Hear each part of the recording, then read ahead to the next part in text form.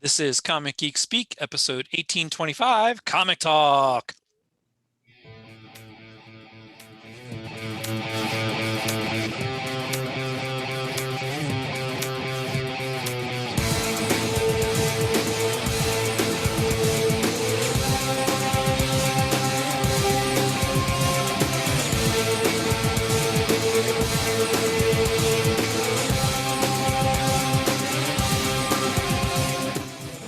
Welcome to Comic Geek Speak. I'm Ian Levinstein. I'm Shane Kelly. I'm Adam Murdo. And I'm Chris Eberly.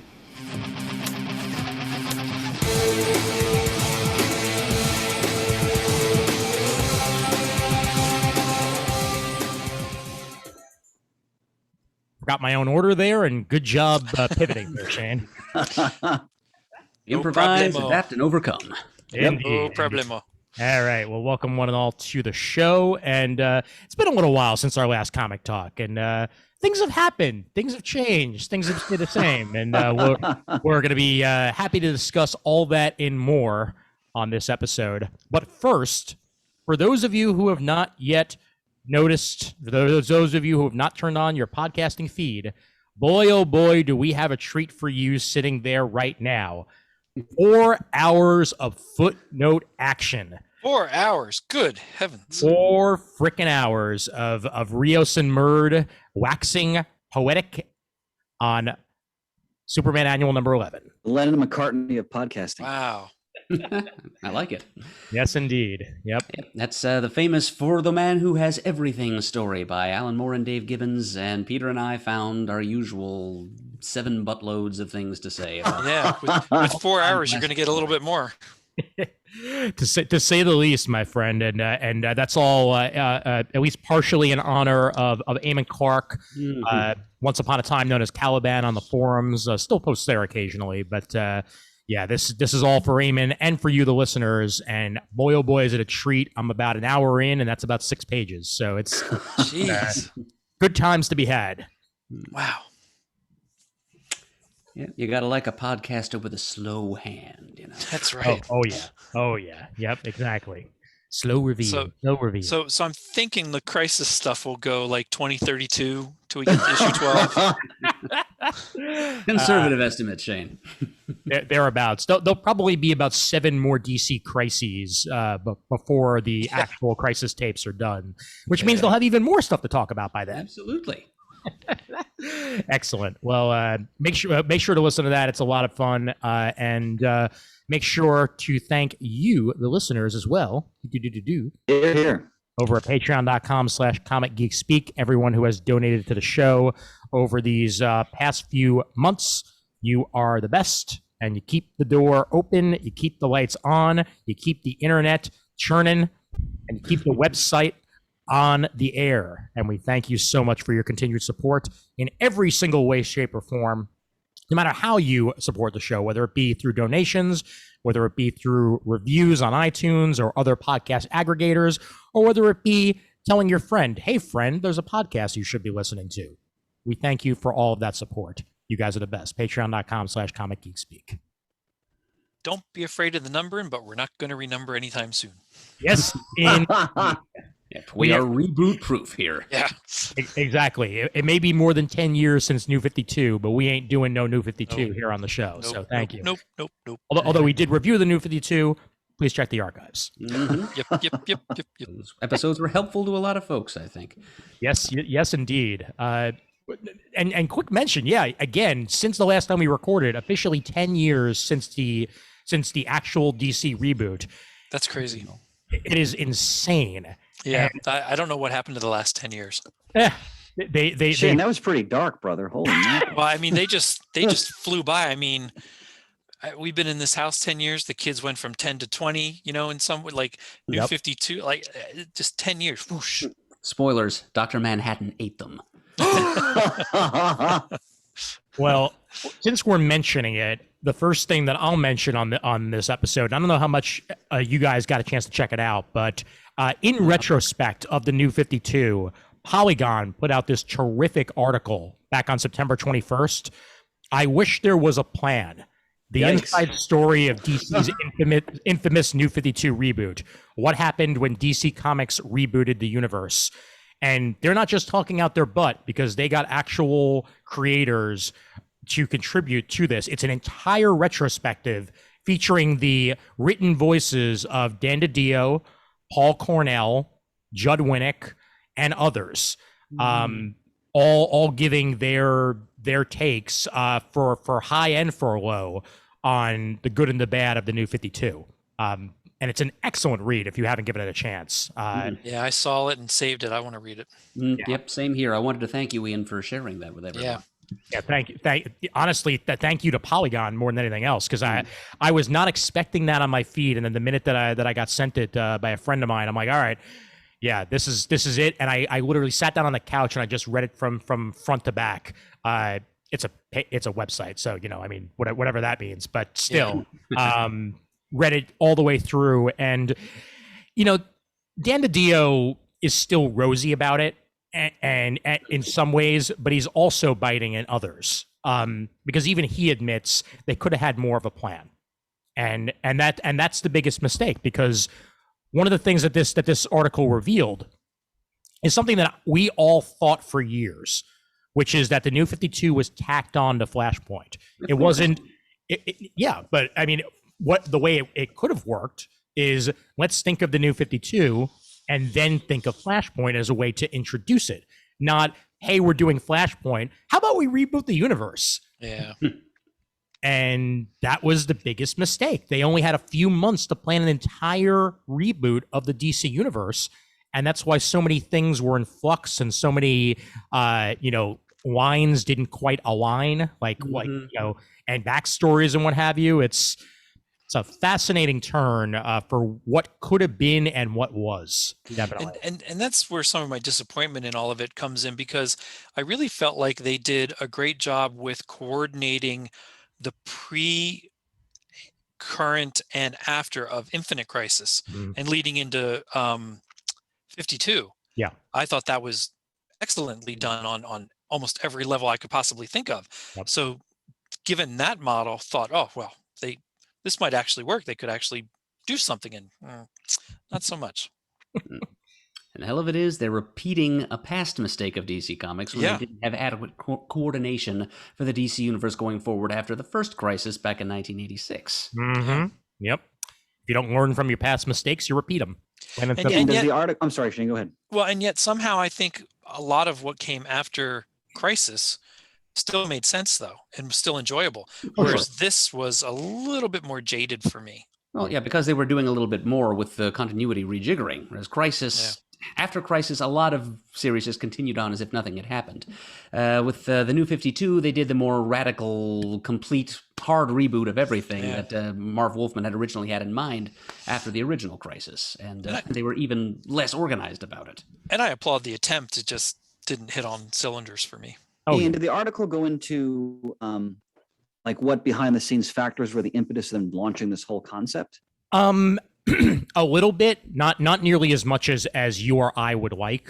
Okay. I mean, they do mention the reorganization of DC itself, how new higher ups were definitely looking for pushes in sales and what have you. Right. So pretty much everything that we would have expected were the reasoning behind it, but also, plain and simply, Dan DiDio wanted to do this. And he pretty much says as much in the article, that this was something that he himself had wanted to do for years, and they didn't have the right moment, and they didn't have the right emphasis. 1 year later was almost that, it essentially reset the line and allowed them to then fill in the gaps of the story that was. And in a way, the New 52 did that as well, because, Justice League started off in the past. Action Comics started off in the past, but Superman started off in the present. Wonder Woman, Batman, so on and so forth. But it seemed more like we can do this, rather than we should do this. And that was probably the biggest failing of it all. Perfect example, actually, from the article, and Chris, you might laugh at this. Why was it called the New 52? Well, at first, Dan wanted 40. And then they got to about 48. And then rather than stop there, Jim Lee was like, well, why don't we do 52? 52 is kind of our magic number. That's the only reason why there were 52 comics. It wasn't that there were 52 planned comic books. It was, we need to somehow get it to 52. And that explains the Well, filter. that goes along with explaining some, like, the really mixed, sprawling quality of the whole launch. And Yeah. I mean, Yep. there were, like, I thought, for example, Aquaman was superb Oh, when yeah. that started. Yeah. Batman was great. And then there were other titles that are like, what are they doing? Like, now that you tell me that, you can see it's almost like some of these were almost like a very discombobulated afterthought that didn't, and the quality just didn't hold up. Here's my favorite afterthought. And one of my favorite New 52 series, Batwoman, but this is the image I always turn to, and it's the one I posted to the super group, is the fact that they had to lightening out characters that no longer existed from Look at that. pre-drawn artwork. In issue 2 of Batwoman said a lot to me. It's like, well, this doesn't exist, this doesn't exist, this doesn't exist, but we're not going to make them redraw it because, I mean, it's already there. No one knew this was happening, and they had to pivot and they had to adjust. That's also why, for example, the Shade comic by James Robinson, which Shane, I know you loved, but it had nothing to do with the New 52 whatsoever. No. It was kind of like an also ran because it was already planned, and they released it anyway, but it didn't fit into the universe at all. Well, it read more like a code or an epilogue to the Starman series. Oh, Yep. absolutely, Absolutely. and there's nothing wrong with that. It's just No. that it had the New 52 banner on it. That was the problem, So, yeah, it's a very, very fascinating article, and again, if you haven't given it a read, head over to Polygon or it's posted to the super group as well, and well worth your time if you Thanks, ever honey. can. I know there's people that listen to the show that started there, and more power to you on that one. And that you're still with us today says a lot. I mean, I started in the 90s, for Christ's sake. Like, come on. Yep, same here. Yeah, I was in the 80s. Yep. I survived the Clone Saga. That's a whole nother discussion. I liked the Clone Saga when it came out. Hey, I'm a Ben Reilly guy through and through, and I'm going to be And reading. you are not alone, clearly, because he's having a renaissance right now. I think that's a future episode. Oh yeah, yep. And the fact that Spider-Man Beyond is coming, and that's going to be my jumping on point for Spider-Man again. Like I've decided from what I've seen of Spencer's run, I think I can skip it, especially with stuff that's been happening of late. Listen to the Amazing Spider Talk for more. They're about to release an episode. You're better off just listening to them talk about it and the weird continuity spiral that has just occurred in the Amazing Spider-Man books to try to explain some stuff that would have rather been forgotten. That's, you know what? I'll just go ahead and say it. Since past. Enough said. They for some reason felt they had to bring that up again and made it a plot point. Wow. Since past. Is that the Stacy twins? You got it. Wow. That is better forgotten, but Exactly. Yeah. They do a whole thing with that, and it doesn't make any more sense this way than it did the last time. So, oh boy. Meanwhile, in publishing news, as an update to our previous story, because it seems like we announce another change in publishing every single comic talk we do, IDW has gone exclusive with Penguin Random House. Oh. Wow. Yep. And this is beginning June 1st, 2022.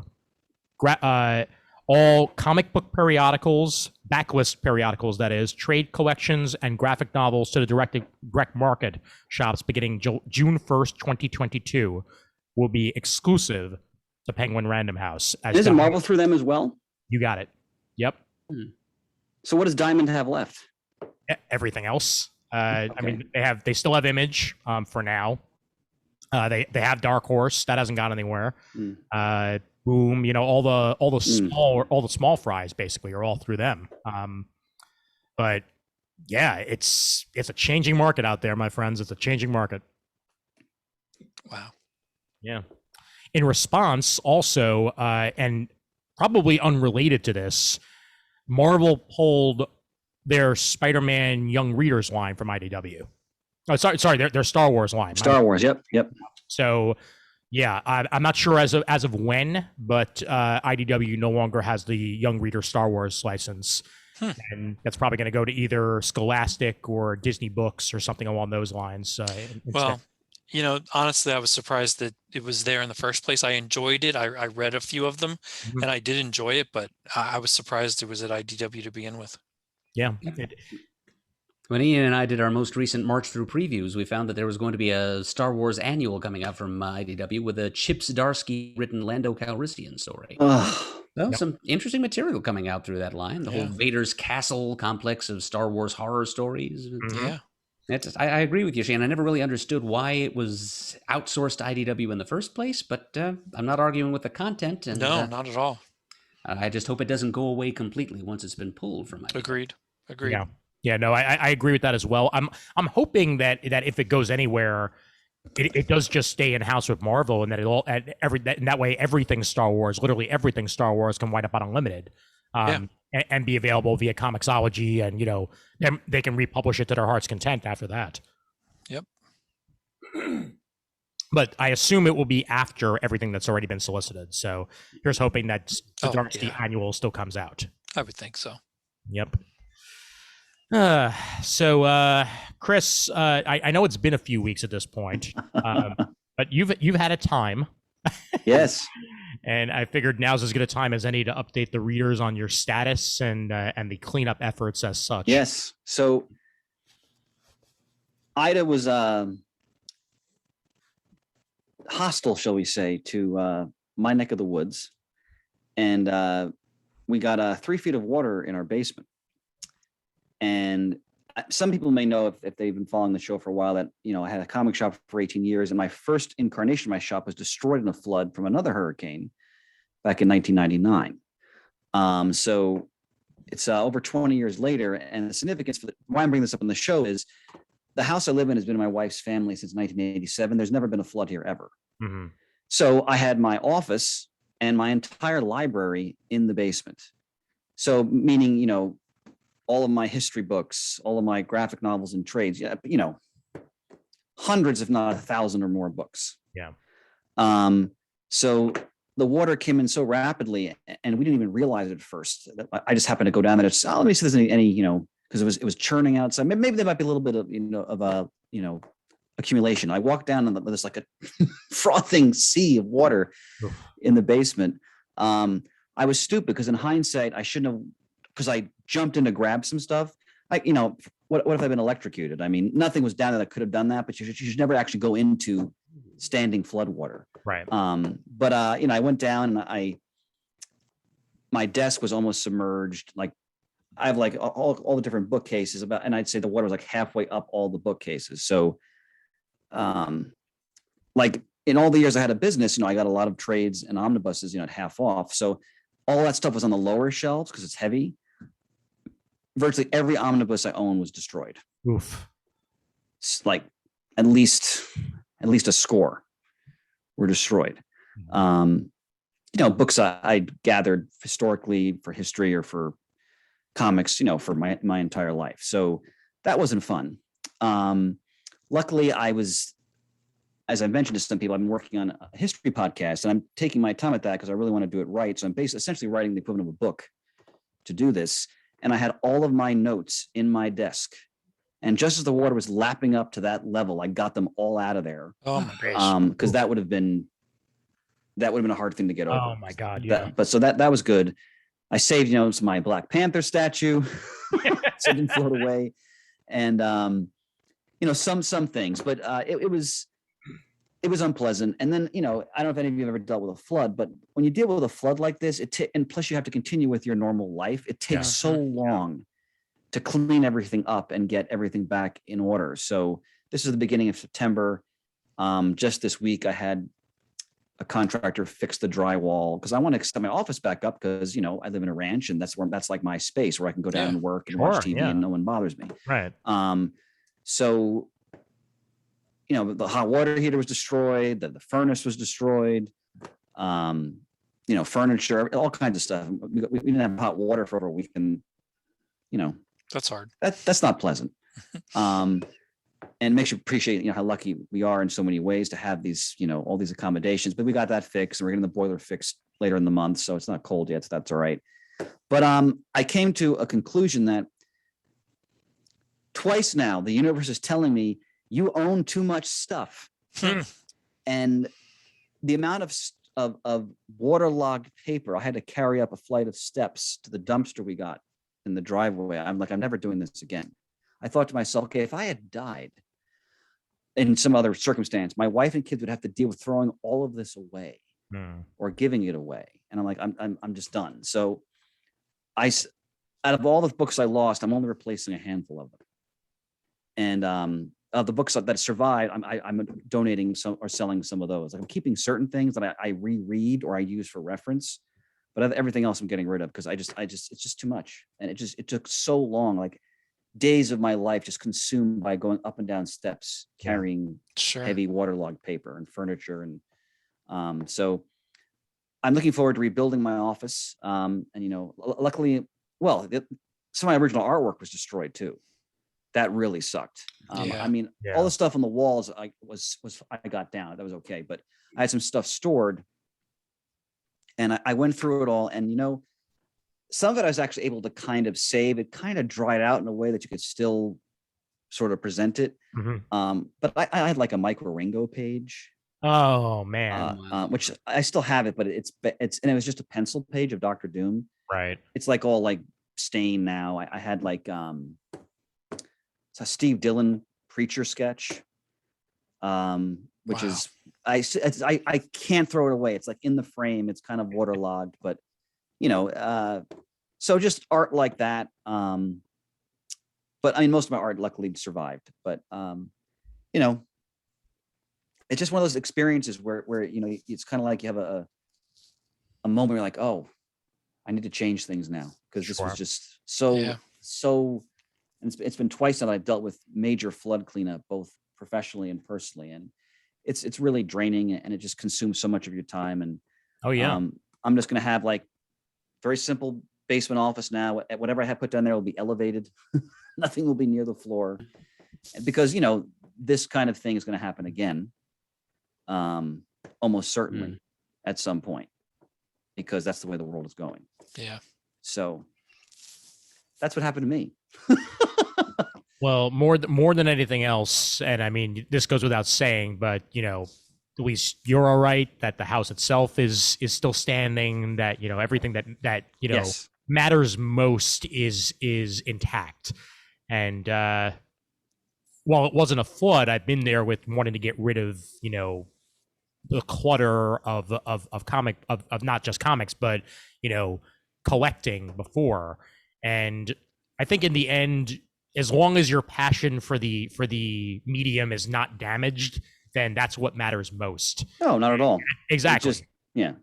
It's just too much. It's just I was looking at all the debris, and I'm like, look at all this stuff. Yeah. And I'm like, most of the stuff I never would have read again. Right.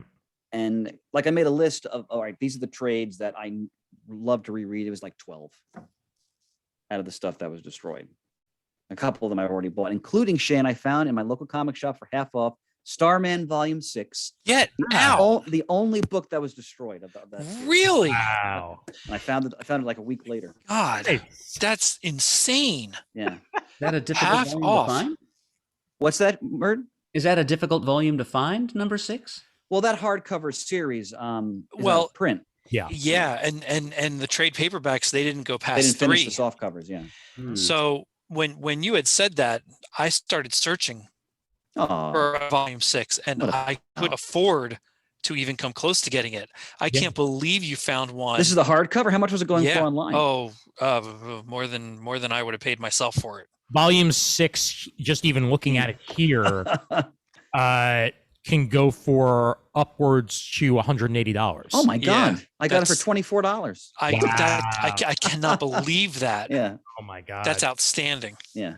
Yeah, it was just in their half off used trade section. Wow. That's great. That's incredible. Yep. Yeah.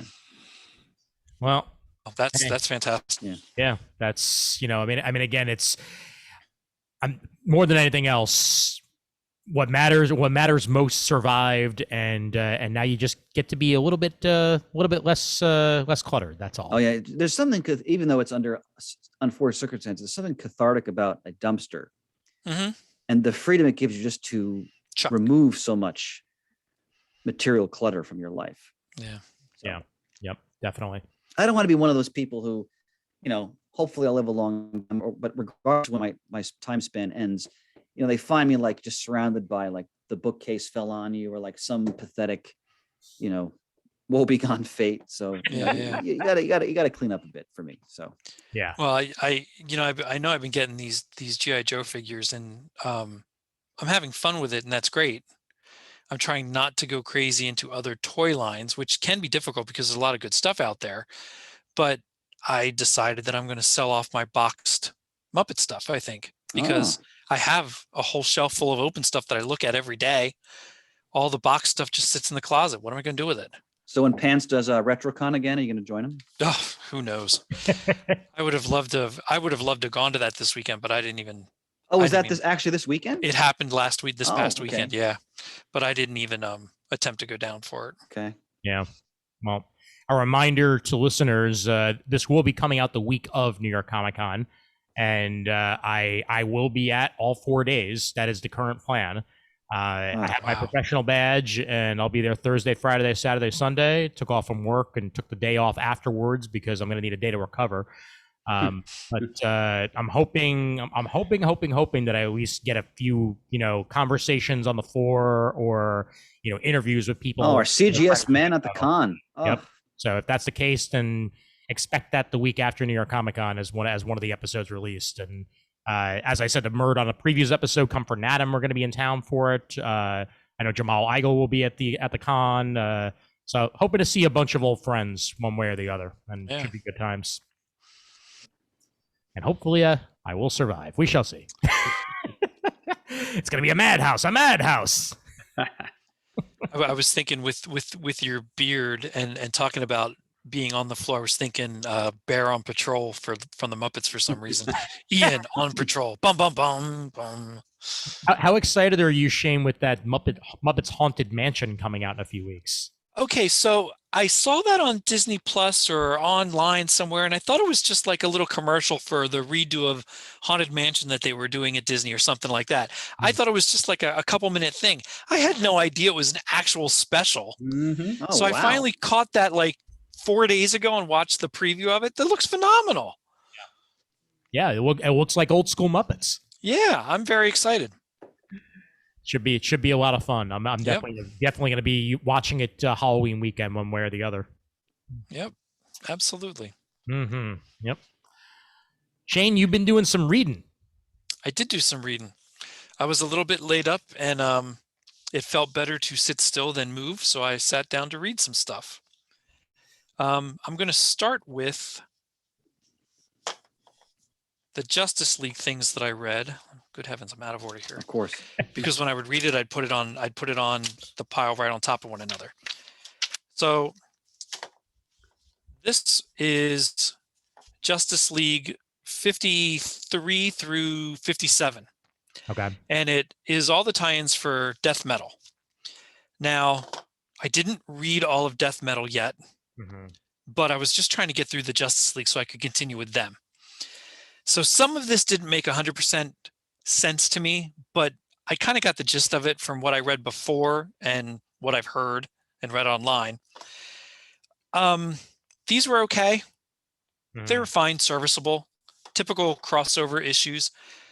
To me, to a certain extent, I'm so tired of the Batman who laughs and whatever the villainous was called in this, that Luther turned on everybody. I'm so ready for this whole portion to be over. I could scream.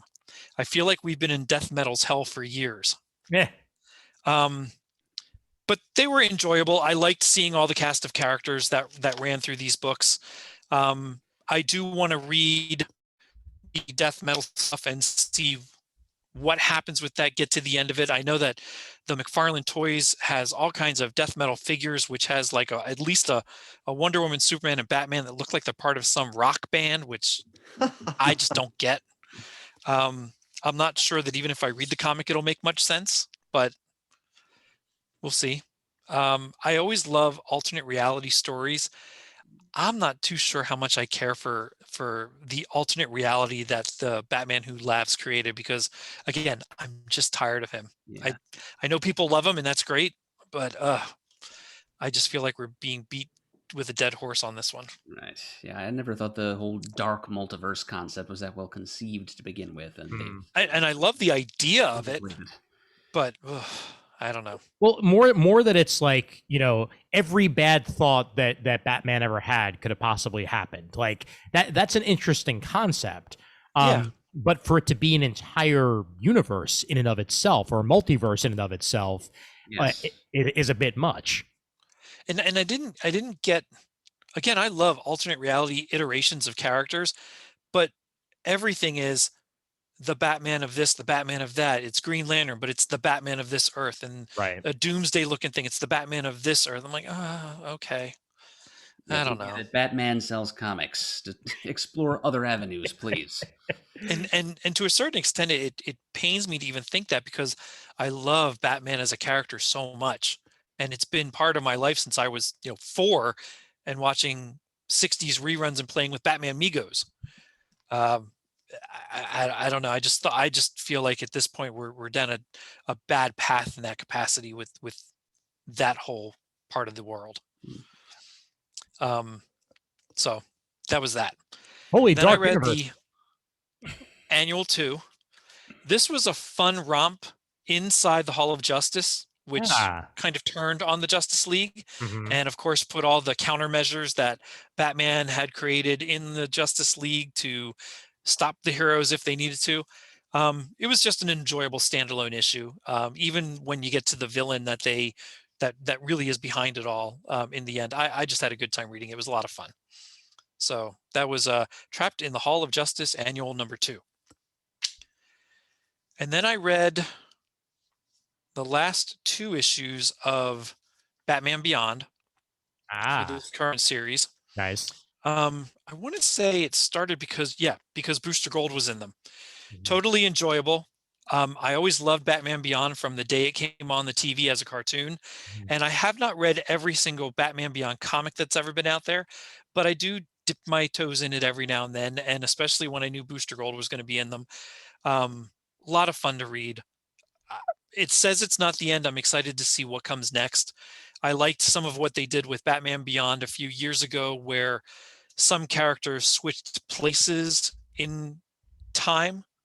So I don't want to say in case anybody actually picks it up and starts reading it. I can't even remember what year it was, but it was within the last 10 years. Because it happened, I'm pretty sure, after the New 52 premiered. But great characterizations. They had Bruce Wayne was really in a bad way and almost certainly going to die. Booster Gold came in to help, and Terry McGinnis went back in time to help fix stuff, and of course helped fix stuff, and it just ended with a very nice way to bring everybody back together again and see what happens with Bruce Shane, Wayne. who's writing that book? Oh, It's Jurgens, isn't it? Jurgens. Yeah, it was Jurgens. Dan Jurgens. So With very art, well written. with art by Paul Pelletier, correct? Oh, wow. Now. Always a plus. Yep.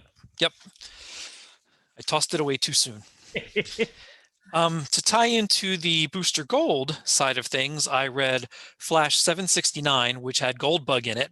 Nice. This was just an absolute fun issue. I think it was the first one that Wally jumped into somebody else's body in a quantum leapish kind of way. Met Goldbug. He jumped into Impulse's body and met Goldbug, and they had an adventure. Just a lot of fun to read. Neat little twist with bringing Blue Beetle and Booster Gold together. I can't even remember why she did that. Can't remember if she's a daughter of one of them or not, but yeah, just a fun adventure. If you get the chance, read it. Then I read all 6 of these. The Crime Syndicate. Nice. I was extremely excited for this title. I love the Crime Syndicate. I think it's a lot of fun whenever they're around. This did not disappoint, but I won't say it bowled the world over either. Especially since I don't know what's going to happen next with them. I expected the last issue to say, and they'll show up here or something, and I kind of felt like it just tied up everything that was happening in here, but it just kind of stopped. You want to know where they'll turn up next, Shane? Suicide Squad. Really? Yep, Amanda Waller is planning to send the squad on to invade Earth 3. It's been building up to it for a while in that current volume of SS. Well, then maybe that'll be a good reason to pick some of those up and read them. But very well drawn. Schmidt, McCone, Hitch, Vines, Olaf, and Sinclair did all of the issues. Oh, McCone is magnificent. Yeah, the artwork was great. Each issue, maybe not the first one, but at least the other 5, all had a small backup story that spotlighted one of the Crime Syndicate members. So that was fun. Some unexpected things happen in here. Some interesting things happen in here. I do think if you're a Crime Syndicate fan, it's worth reading. 6 issues, so it's not a big commitment. I do hope they come back because I really do enjoy the Crime Syndicate, especially in recent years whenever they're used. I think they've been very well used. So that was a lot of fun. Batman number 8, Batman 89 number 1. Ooh, how was that? This was good. I want to sit down and read it again with issue 2. I think this might be one of those things that reads better all in one sitting. I was going to say. But yeah, it's fun to visit this universe again and immerse yourself in it. Harvey Dent plays a bigger role in this, thank goodness, because I always felt Billy D. Williams got the shaft by not being able to do more from his stint as Harvey Dent. The artwork is serviceable. It doesn't quite look exactly like the 89 costume. I mean, you know what it is, but it's more comic booky than what that the movie special was when they put it out in 89, and it really tried to look like the movie. That's kind of what I expected out of this, just to kind of fall in line with that. Does it look like he can actually move his head, maybe? He does, because it looks like a regular kind of Batman costume, even though it's all black with the symbol and the belt and all that. Quinones, who's the artist, kind of falls into a couple of the visual conventions of standard Batman comics, like the whited out eyes instead of being able to see Michael Keaton's eyes through the cowl, and also Commissioner Gordon's mustache kind of looks like the standard Jim Gordon mustache instead of like Pat Hingle's mustache. Yep. I've read this too. So yay! Yeah, it was a lot of fun. Who wrote that adaptation? Dan Ham. Dan Ham. Oh, okay, great. Yep, same guy who wrote the script of the original 89 movie. And as Murd and I pointed out in last previews, it looks like they are indeed going to be introducing Robin into this universe. And yes, they are. I'm looking to see whether or not it's actually Marlon Wayans or whether they're going to go a different direction, because he's the one who got essentially paid to not show up in Batman Returns. So yeah, you know what? I was thinking that very same thing. Not Marlon Wayans. I actually kind of forgot about that, but I do think that's a real possibility. Yeah. I never even heard of this. So what's this story now? Oh yeah. Yeah. Marlon Wayans was hired by Tim Burton to play Robin because in an earlier version of the Batman Returns script, it was going to include Robin, but the both Warner Brothers and Tim Burton weren't entirely sold on the concept, thinking that Robin kids down Batman a little bit too much. And they weren't quite sold on it, and eventually they wrote him out, but he was already signed to a contract. So he basically got paid to not be in Batman Returns. Yep. Yeah. I don't know how well this will come up for the people watching it, but here's a picture of Batman in the suit. Mm-hmm. And I mean, it just looks comic booky. Like a standard Batman costume. Yeah. I mean, it's got the features of the belt, so it really does look like the Batman suit from the movie. Here's like Michael Keaton and Billy D. Williams. I can see their characters in here, but it's just comic booky. It works though. I mean, don't let my saying that make anyone think it takes away from the story. It doesn't. It works very well. Just in my mind's eye, I thought it was going to be. Yeah, there you go. God, Ian's clutch as always. Popped it up. Yep. I thought it was going to be more like that movie special we got, but I'm just as happy that it's like this. I'm still super glad though that Quinones finally got to do this though, because I think I said when it was first announced that he had a concept for this that was canned years ago, and now he finally actually gets to draw it. So that's awesome. that I didn't know that. Yep. Yeah, that's great. I didn't pick up the Superman one. I'm going to read that one online, but the Batman one, I actually am ordering the issues. Nice. Let's see. Then the last thing that I will talk about is Infinite Frontier 0 through 5. Ah. There you go. You want to get out of all this death metal stuff they've been doing. This Yeah. it's the light at the end of the tunnel for you. Oh, This yeah. is extremely refreshing. This has a lot of great characters we haven't seen in a long time. A lot of them JSAers, Infinity Inkers. I'm very looking forward to where this leads the DC universe to. I have to get issue 6 yet. That'll be in my next shipment. But yeah, this was a fun romp. I love the idea of pulling these heroes from the multiverse to thwart whatever threats are coming. And they're going to eventually become, what is it, Imminent Justice or Justice League Incarnate, I think. Incarnate, yes, something like that. I'm looking forward to that as well as a result of this, because that's what they're called in this.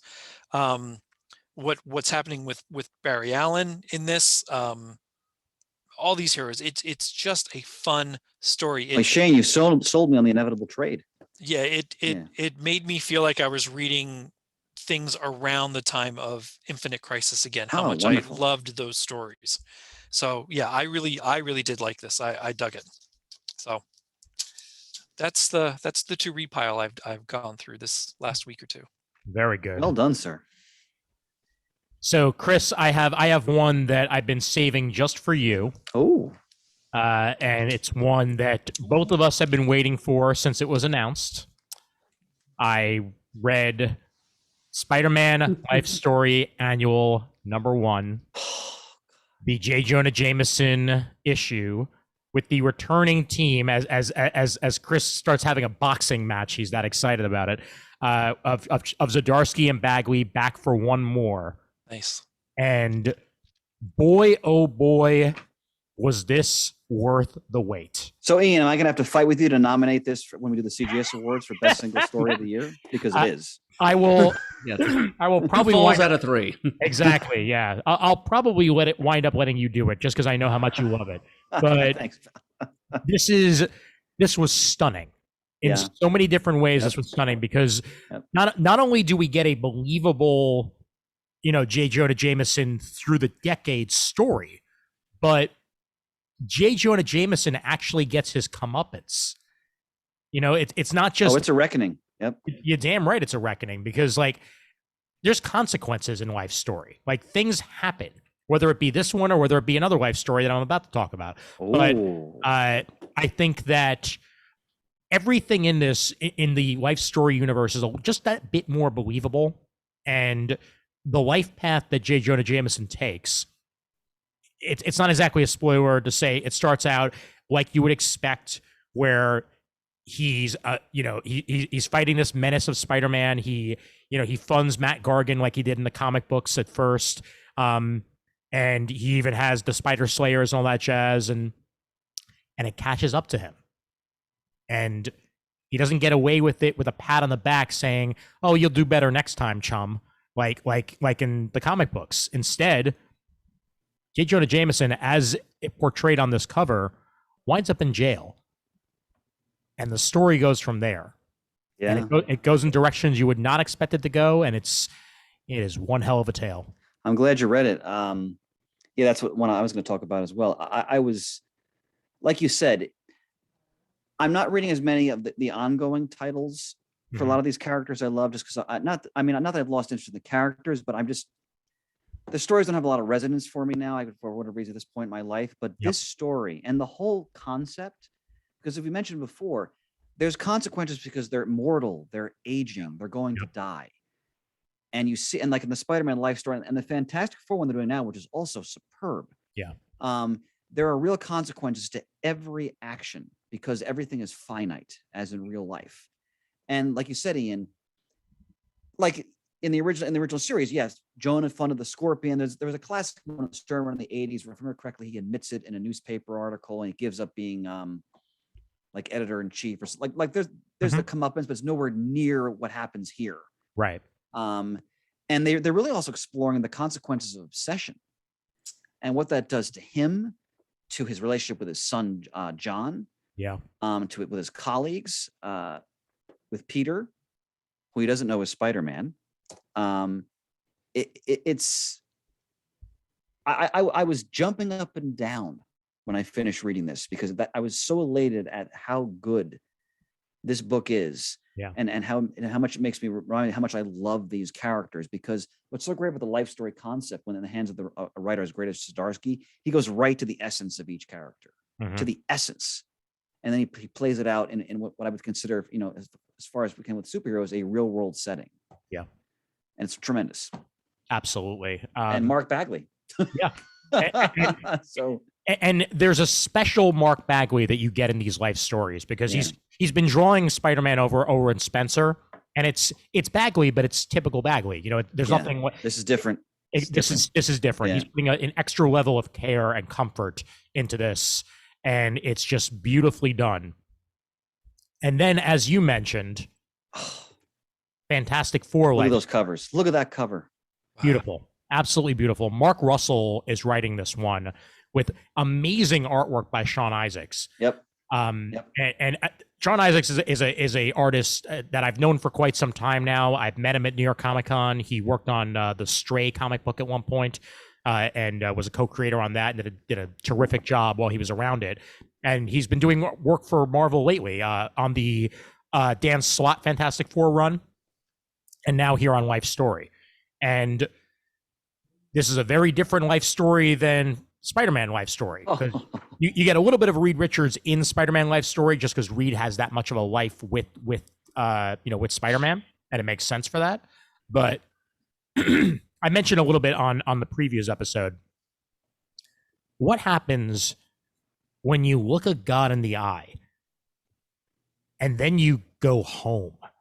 And you know that God is coming. You know Galactus is coming.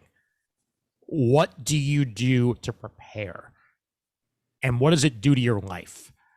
And that is Reed Richards' existence in this life story, because he looked God in the eye and he doesn't know what he's going to do about it, and nobody wants to listen to him.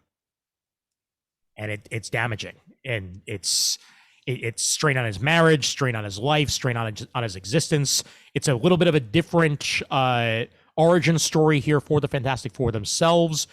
He was not best friends with Ben Grimm going into the spaceship. Ben was just a guy that Johnny knew, who was a pilot, and then they wind up forming the relationship there, which adds even further to Ben's existence as a loner in that aspect. And he's got story to be told there.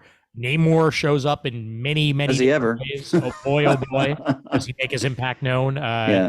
And Sue is stuck with the fact that she is the Sue Storm, and eventually the Sue Richards of the 60s. And what does she do about that?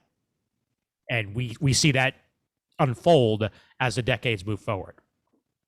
So I just read the third issue, which is the 80s. Yes, as did I. And what they also do very well is they weave historical context into the story.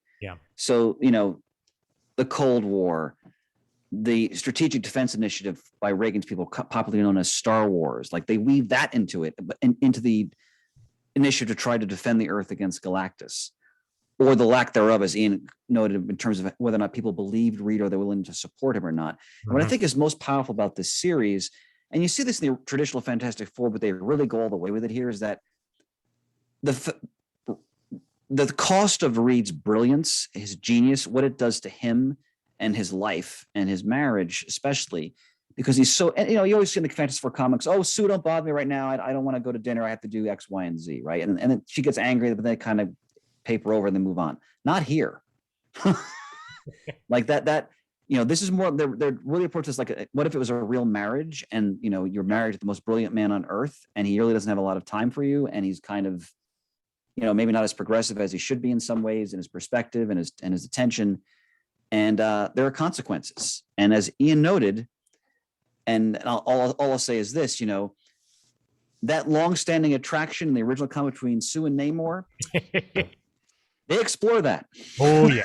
Okay. In ways that are realistic and make sense in the context of what the characters are experiencing. Yep. And they could do a great take on Doctor Doom. It's and the other thing I'll say is, without giving anything away, it's that at one point, because you don't know what I'm talking about, there's a death. Mm-hmm. And the death resonates because you know it's an actual death that will not be reversed. Yeah. Because the characters are finite.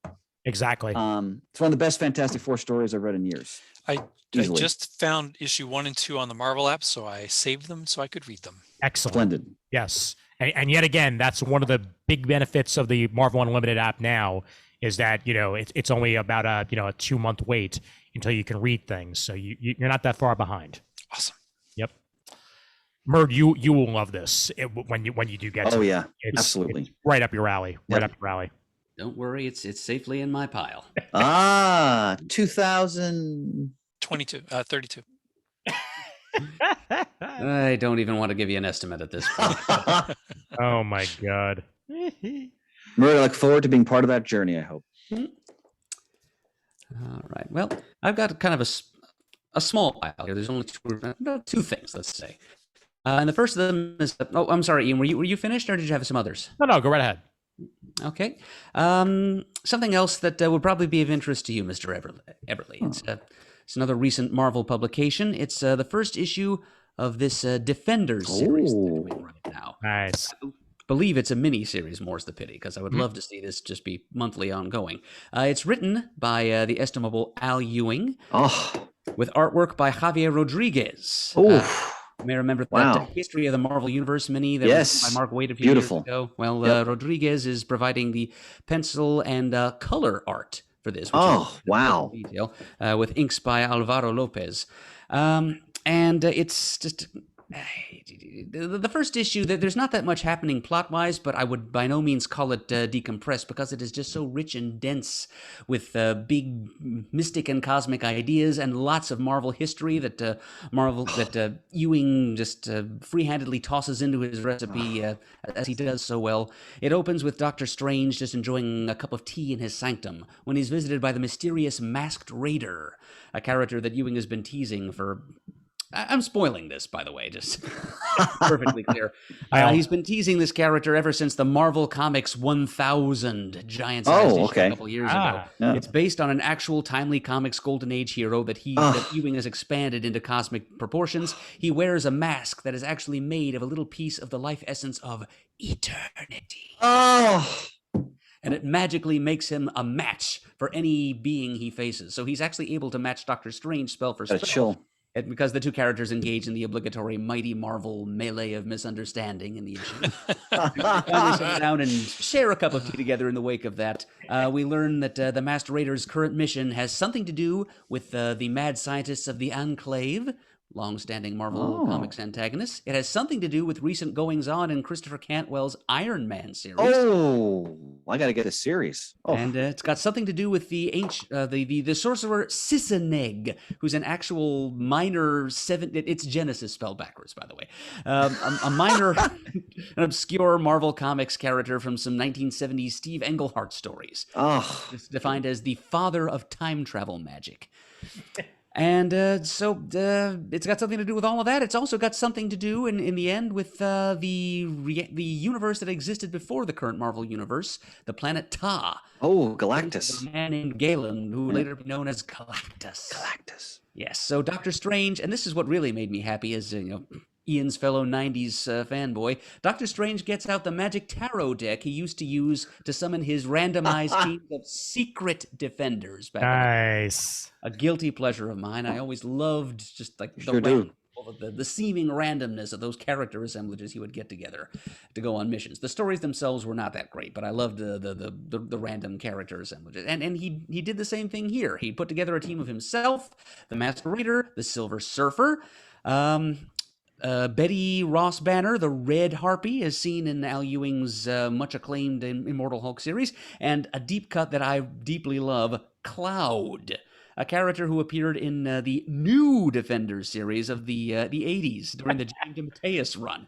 Cloud is a sentient nebula who assumed human form, and I've often wondered about this character. I mean, I think back to that late run of the Defenders and the potential some of those characters had, and I wondered if anyone would ever do anything else with Cloud. And sure enough, here's Al Ewing bringing Cloud into this mix of characters. So basically, anybody who's ever loved any incarnation of the Defenders over the years, just about, or if you just enjoy, just cosmic adventure and Marvel history thrown together into a pleasing, savory stew, as Al Ewing loves to do, this series has got something for Murd, I'm going to get it as soon as possible. All the types of fans I just mentioned. And the artwork, eye-popping, mind-bending. It's just a calliope of color and imagery, and the whole thing, Chris. Any page you could make one of your cherished Marvel blacklight posters out.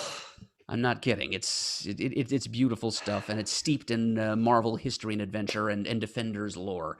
So yeah, highly recommend. All righty, that's all. When did that come out? Just a month or two ago. I think I just got it in my most recent DCBS shipment. Cover dated October 2021, so it would have come out. Okay, all right. Marvel Unlimited. I'm really struggling with this new update, though, to the app. It drives me nuts. Shane, I must not have been too attached to the old one, because I'm finding this one way easier to use. So here's my library, right? Yeah. I like being able to look at the entire library, read, unread, in pattern, like right. Every series I can just scroll through. You can't do that here. Every issue you could have every issue in your view. I can't do that here. So when I look at things chronologically released, it's only inside its own series, not in the overall issues. Yeah, that's what I'm struggling with. I love the wrath of irritated Shane. That is fair. However, at least you can finally add an entire series or run. That is a plus. At once, rather than hitting plus. That's a plus. No pun intended. Exactly. That's true. Yep.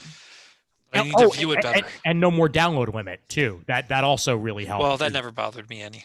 Well, I for somebody who rides the train on the regular, I'd like to have 11 or 12 things being able to be downloaded without having to worry about hitting a 10 download limit, and that's the case here. So See, and if I hit a limit with downloads, either DC or Marvel, or I just couldn't download it for whatever reason, I would just give up and go read my Starman stuff I have on my iPad all the time. So I can get that, but it didn't bother me like this lack of a view setting bothers me. I've mostly been reading on laptops since my iPad is so outdated it doesn't even work anymore. So I'm actually currently awaiting a new iPad for arrival, which hopefully will happen within the next few weeks, and then I'll be able to go back to scrolling whenever I'd like, rather than having to go up like this with my phone and read things.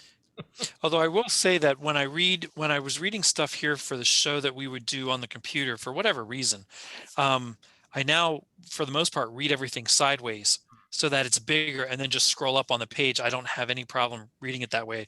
I actually quite enjoy it. Fair enough. Being bigger than what it really should be without blowing it up. Oh, sure. Yeah, absolutely. Yep. Murd, what was your other book you want to talk about? Yes. I did have one other, and this is kind of a compliment to Shane's review of Batman 89 #1. I do have here Superman 78 #1. Nice. Written by Rob Venditti, art by Wilfredo Torres, with colors by Jordi Belair. And as the cover, those of you watching on YouTube will imply, this 6-issue miniseries is a suggestion of what it might have been like if Brainiac had been introduced to the Donnerverse of Superman. So it's it has to do with we get a flashback to the destruction of Krypton as it happened in the original 78 film. So we see little images of Marlon Brando and whatnot, and Brainiac arriving to rescue a little piece of the doomed planet there, as we all know in Silver Age Superman history, as that happened. Yes, the planet Krypton. Krypton. That is correct. Yes, and then we flash forward to 1978 on Earth. Superman as Clark Kent is bumbling around as always, and we get and Earth is visited by a familiar-looking skeletal robot drone, which is a little bit of a cheat. It's taking the new Brainiac redesign as conceived of by Ed Hannigan, which actually didn't appear in comics until 1983. So it shouldn't be a part of Superman 78, but we'll forgive the creators for it because it's a fun detail. And it's not Brainiac himself. It's just one of his probe droids, basically. The real Brainiac appears in his old Silver Age incarnation. He's still got the Coluan green complexion and little electrodes on his head. Boy, they nailed the likenesses of Gene Hackman and Margot Kidder in that cover. Yep, they did a pretty good job with Perry White in there too. Yeah. Thank you for that sample of the artwork. Yeah, I think Rob Venditti captures the feel of the original film scripts pretty well. I like the way he's developing Brainiac, who's going to be, he's sinister but semi-sympathetic. He's kind of portrayed as a rogue spacefaring ecologist who thinks he's doing dying planets a favor by, kidnapping certain cities and keeping them in little jars on board his spaceship for all time to come. So he sends this renegade skeletal-looking Brainiac droid down to Earth to basically determine how close to extinction Earth is. And Superman fights it, of course. But before it's destroyed, it beams information back to Brainiac and tells him, oh, there's a Kryptonian here.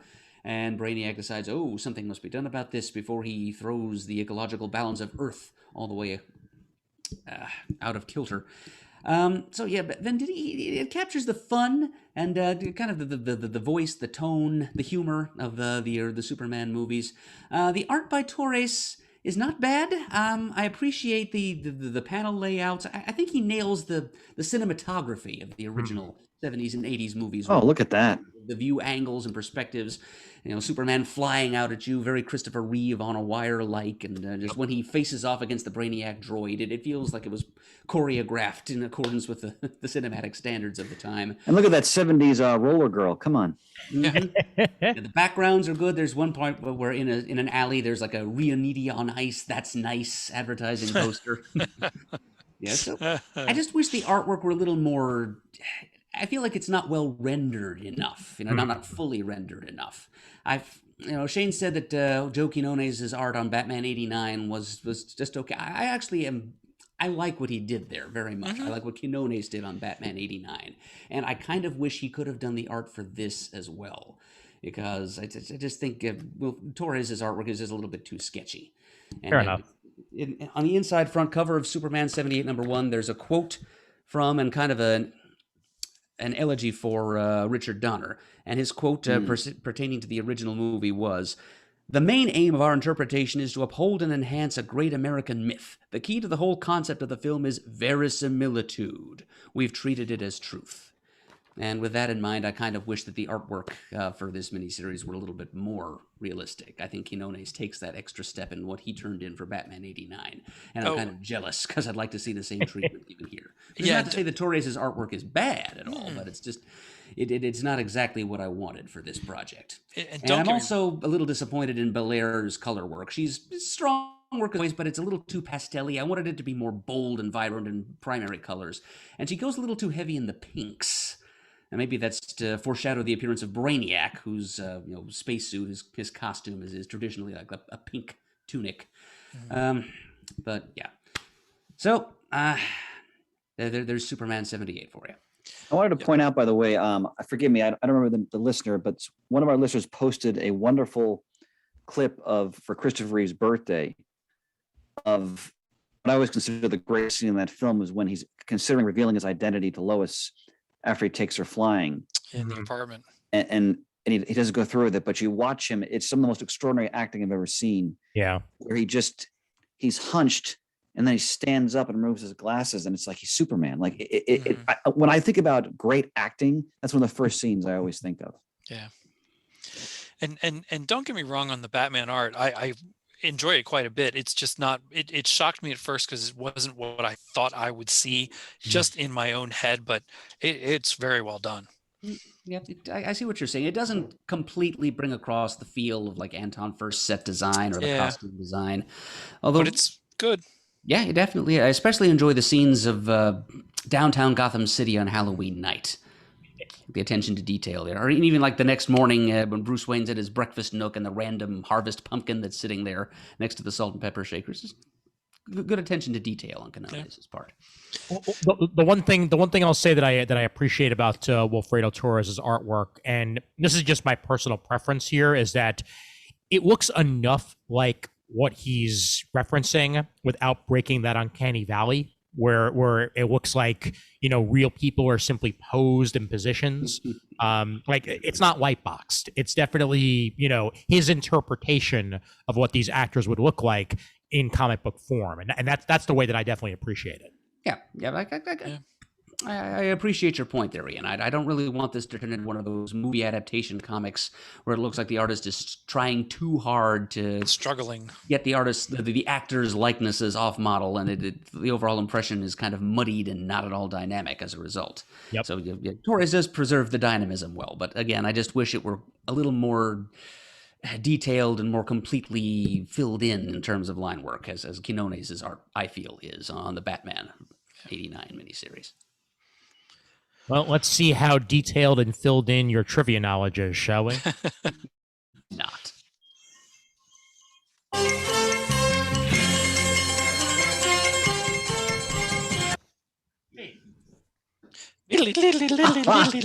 That's better. That's better.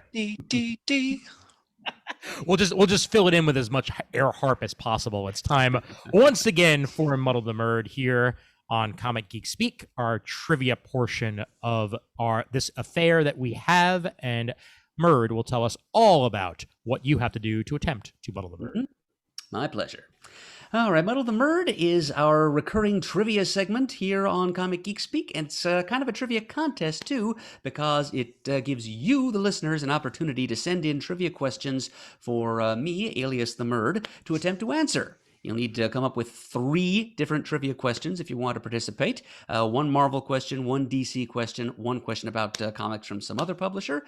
They also need to break down chronologically to 1 question about comics pre-1970, 1 question about comics between 1970 and 2000 inclusive, and 1 question about post-2000 published comics. Get all those questions together with their correct answers and email them to comicgeekspeak@gmail.com with Muddle the Murd in the subject line. Ian, the quizmaster, will find them. He will ask them to me during one of these Muddle the Murd segments. I will attempt to answer them, and if I get all 3 of your questions wrong, you will then have won a fantastic prize. And that fantastic prize at the moment is this original graphic novel I hold in my hands. It's called Prime Suspects: The Anatomy of Integers and Permutations. And it's an educational OGN using principles of mathematics to tell kind of a noirish murder mystery. Came into the CGS studio a while ago, and I thought it would make a worthy prize, for one of you muddle hopefuls out there. Yes, indeed, and a reminder that in order to muddle the Murd, it must be a subject involving the actual issue. You can't go too minute with your details. You can't ask what color were Miles Morales' trainers in issue 5 of Ultimate Spider-Man. Blue. That's not going to work. Also, nothing about the back covers or the advertisements for Batman '89 that occurred back in 1989. It's not going to happen. But everything else we will allow. And here we are with our questions from Tobiah Hedke. And he has a little preamble before we get into the questions that I will read for you, gents, here. Greetings, CGSers. I trust the air harp has been successfully strummed, the rules have been read, and the prize has been promoted. Time to attempt a Murd muddling. This is my second shot at the title. I would have had Adam last time if his retroactive stack of comics hadn't recently brought him to the Great Lakes Avengers and Squirrel Girl's Pets. Tippy Joe, Joe. Indeed. Well, maybe practice makes perfect. As a teacher, insert knowing nod to Chris here, I'm happy to see comics embraced and used in school. From the volumes of Classics Illustrated available years ago to all the Raina Telgemeier titles currently dominating scholastic book fairs, comics serve as a valuable purpose in our schools, improving literacy and promoting social change. Preach, brother, preach. Amen to that. That's school and comics, but what about schools in comics? The portrayal of teachers in actual comic books has been an interesting one, which brings me to the theme for this attempted muddle, teachers in comics. Wow. Most of them turn out to be supervillains. The list of comic characters who were also teachers is actually fairly long. There are Black Lightning, Huntress, and Spider-Man, all high school teachers at some point. Yep. I remember when Spidey was a high school teacher. That was actually a pretty good point. The Atom and Professor X were both professors. Magnus Robot Fighter had 1A to teach him all about fighting robots. Even Superboy had a super teacher from Krypton in Adventure Comics between 1957 and 1977. Okay, enough preamble. Here are your questions. We begin with Independent pre-1970. Ooh. Bang Up Comics #1, cover date 1941, featured such comic book luminaries as Cosmo Man, inventor of the Sunray gun, Jeff Barter, a professional barterer, I guess, Buzz Balmer, an accidentally shrunken kid who flew around in an equally shrunken toy plane, and Dick Starr of the FBI. Less said about him, the better. But most notable of all from an academic standpoint was elementary school teacher Mary Lee, who was granted unlimited energetic powers through Professor Amazo's experiments. She battled the criminal underworld as the self-proclaimed goddess of chastisement. But what was Mary Lee's official superhero code name? Wow. Yep.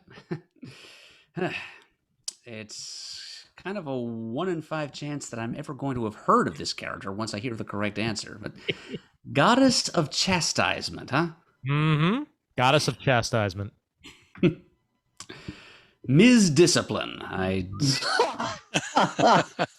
going to do something kinkier than that, but anyway.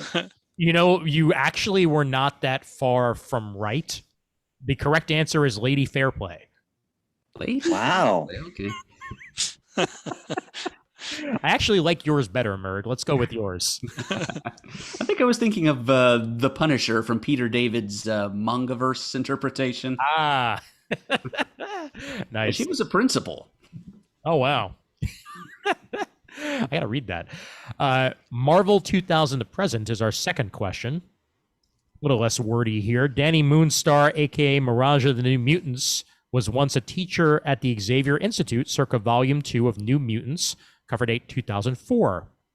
What subject did she teach? Oh, nuts. Okay, this was the Christina Weir and Nunzio de Filippis volume. I remember her being there. I remember her kind of agonizing over whether or not to take the position. But what she actually ended up teaching. I see you're working your eyebrows there, Ian. Are you? No. You got a beat on this one? It's a good one, but yeah, nonetheless. All right. Got to think for a minute about what I know about Danny Moonstar. I don't think she would have been one to teach your discipline, Chris. I don't think she was a history teacher. I don't think so, yeah. Yeah, it doesn't seem like one for math either. I'm going to say social studies. Well, if only you'd gone with Chris's profession. Wow. She actually taught history. American history, to be specific. Well, hold on, though. Yes. We can part hairs here, but American history is considered part of social studies. Ooh. So my department in high school is the social studies department. So I leave that to the judge. Okay. Wow. All right. We're gonna keep this in waiting here. I'm gonna percolate on this a little bit, and then we're gonna come back to it. That's pretty that close. Kind of like if she had been a calculus teacher and I had just said math. Yeah. That's so you said social studies, Murd? I did. Yeah. Oh, yeah. I would have thought that. Yeah, that's history. That was history in my class in my school. Social studies when I was growing up was actually history. Still is. Yeah. So and let's just laugh at the fact that that she's Danny Moonstar and she taught American History X. All right. I'm still thinking about it. Let's move on to DC. Right. Let's see what happens here. Maybe I can render the question moot. We seem to have DC between 1970 and 2000 left to go here. You are correct, sir. And we begin with Justice League Europe #6, cover date 1989.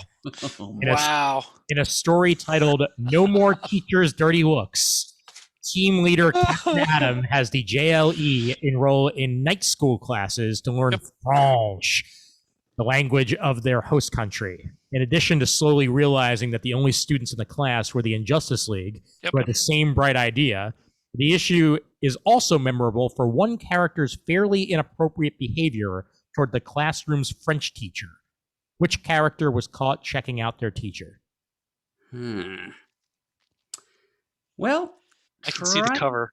Trying to remember which characters were even in JLE, but you know what? I'm going to say Metamorpho. Shane, do you have a guess? I don't remember which character it was. I know the issue cover very Is it Guy well. Gardner? No, No, because he wasn't in JLE. I'm That's ashamed. something he'd do. I'm ashamed to say, Flash, Wally West is your answer. Oh, yeah. Wow. He was in JLE, and He was a cad. So, yeah, I'm pretty sure this is pre-Linda. Yeah. So I'm gonna say that because the answer was specifically American history and Murd said social studies, we're gonna give them the muddle. We're gonna give them the muddle on this one. I think. All right, judge's ruling. That's appropriate.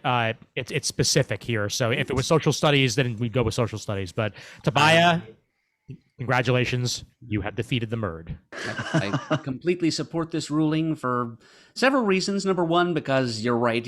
I agree with your reasoning. He probably did deserve to have that as a American history as the preferred answer to social studies. Number two, because he is a teacher, and therefore he might actually have some use in his classroom for this, although I'm not sure if he's a teacher of math. But he might be able to pass it on to like the math faculty at his school anyway. And number three, because it's thanks to Tobiah that we had to revise our rules and to declare more specifically, look, folks, don't ask us questions about ads and letters pages and things, and don't get into too picayune a detail.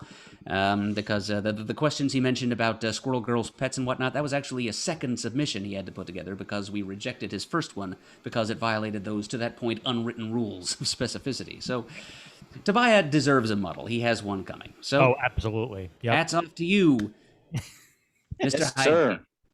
He actually teacher. said, To the educational institution and to this podcast. he says at the end, so did he pass the course, or is it summer school for Adam? Yeah, I'm going to say I landed somewhere in between. Yeah, thereabouts. I just love that he used a Justice League Europe issue. Same here. Yep, and excellent job, Tobiah.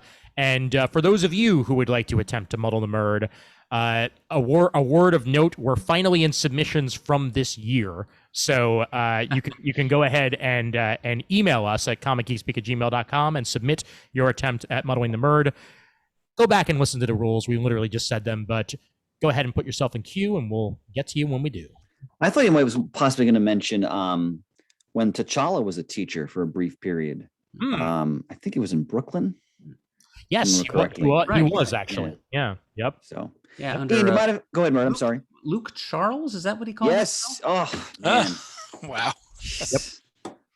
Wait, Let's make a question about okay. TNT and Dan the Dynamite, because their relationship was teacher-student. Ian, you might have mentioned a few books I read that I wanted people to be aware of. Oh, by all means, go right ahead. Yeah. So I read. I didn't read as much this month because just dealing with the flood, but I read Straczynski and Steve Epting's Telepaths #1, which is from Upshot Press, and it's an interesting concept. It's a massive solar flare approaches the Earth, and its impact causes millions of people to develop instant telepathy, and then, of course, what ensues because of that. And it focuses on primarily a police officer and a convict who's in prison for murdering police officers. And it's JMS and Steve Epting. So for that reason alone, I definitely wanted to check it out. And I really enjoyed it. It was a great setup issue. JMS is a great essay in the back talking about, just the realities of sort of the total surveillance world we now live in. And what would that mean if people had telepathy as well? It's a really interesting first issue. I'm going to wait for the trade to finish it out, but I really recommend it, especially because I haven't read a JMS comic in a long time. Yeah. Does Bester show up? What's that? Does Bester show up? Bester? Yeah, it's from Babylon 5. I don't think so. And not to cut you off, Chris, but news this week that Babylon 5 is getting rebooted for CW with JMS in the helm. So go figure. I'm sorry to say, I've never watched the original. Either have I, actually. It's okay if you have the time, watch it. But I like Star Trek better. Yep. Fair enough. I also read because when we had Ron Marz on the show, he mentioned his new book, Almost American, which is from Aftershock, and it's based on a true story. This husband and wife Russian intelligence operatives who defect to the United States, whom Marz met, and he talked to them about doing this book. Art by Marco Castillo. Really enjoyed it. It's a very much a setup issue, and I don't mean this in a bad way. It's slow and methodical, so it's not like it's a shoot 'em up or anything like that. It's just them dealing with the repercussions of their decision, whether or not they want to do it, because obviously it's going to completely upend and change their entire life. And then just their attempts to try to reach out to the American intelligence community. I really found it fascinating. And it's, Ron Marz is such a great writer, and he was such a wonderful guest. We had him on the show. So I recommend this if you enjoyed. I mean, I haven't watched the show The Americans yet, which is supposed to be phenomenal, which was on FX, I believe. I definitely want to check that out at some point. But this is very much in that vein. And it's based on real events. I mean, in the back of the book, they actually talk to the actual Russians themselves who defected.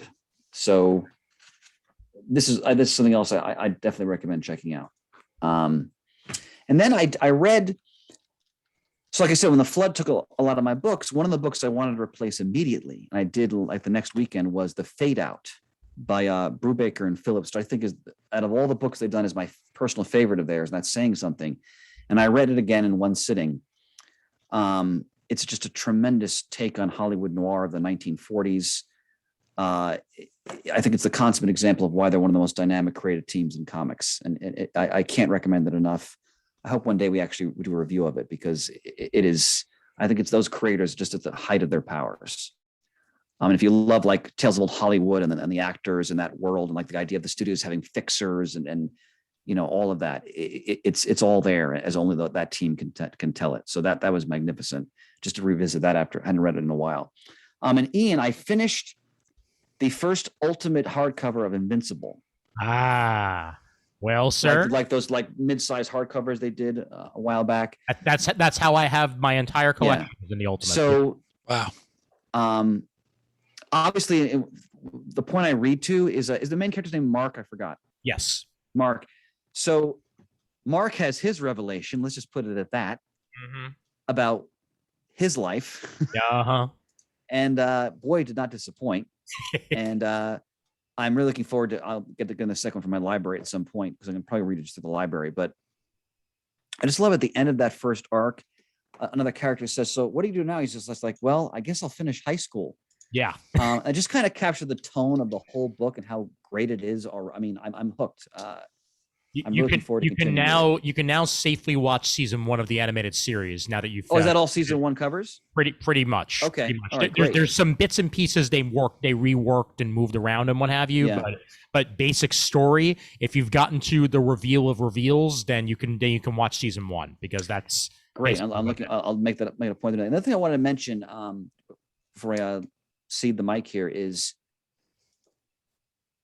I read the latest issue of Cantwell's Iron Man that I got in my last shipment. And I know I've raved about this book before, but I really want to emphasize to the listeners his command of the character of Tony Stark and how he feels about himself and how he interacts with other characters. This is a classic arc. And the artwork by Kafu, right, is just stunning. Yeah. And the way he weaves in, for God's sake, Stiltman was in the last couple issues. Like, he just weaves in all of these classic villains. But it's really about Tony and just all the mistakes he's made, and just the way he views things and how he deals with situations and deals with addiction. And the way he develops his relationship with Patsy Walker is so well done, because they're both such damaged characters in so many ways, and how they find sort of, support with each other. It's every month when I read this book, I'm just thrilled to pieces just to experience it, because that's how good it is. So just my shout out for that again. Excellent. Well, I'm super glad, and it's still on my list of things to catch up on. I think it might actually wind up being one of the first things I read on the new iPad when it shows up. I'll just Well, I'm sure that it's going to pop. It's going to look stunning with that art and that hook. Absolutely the case. Absolutely. Yep.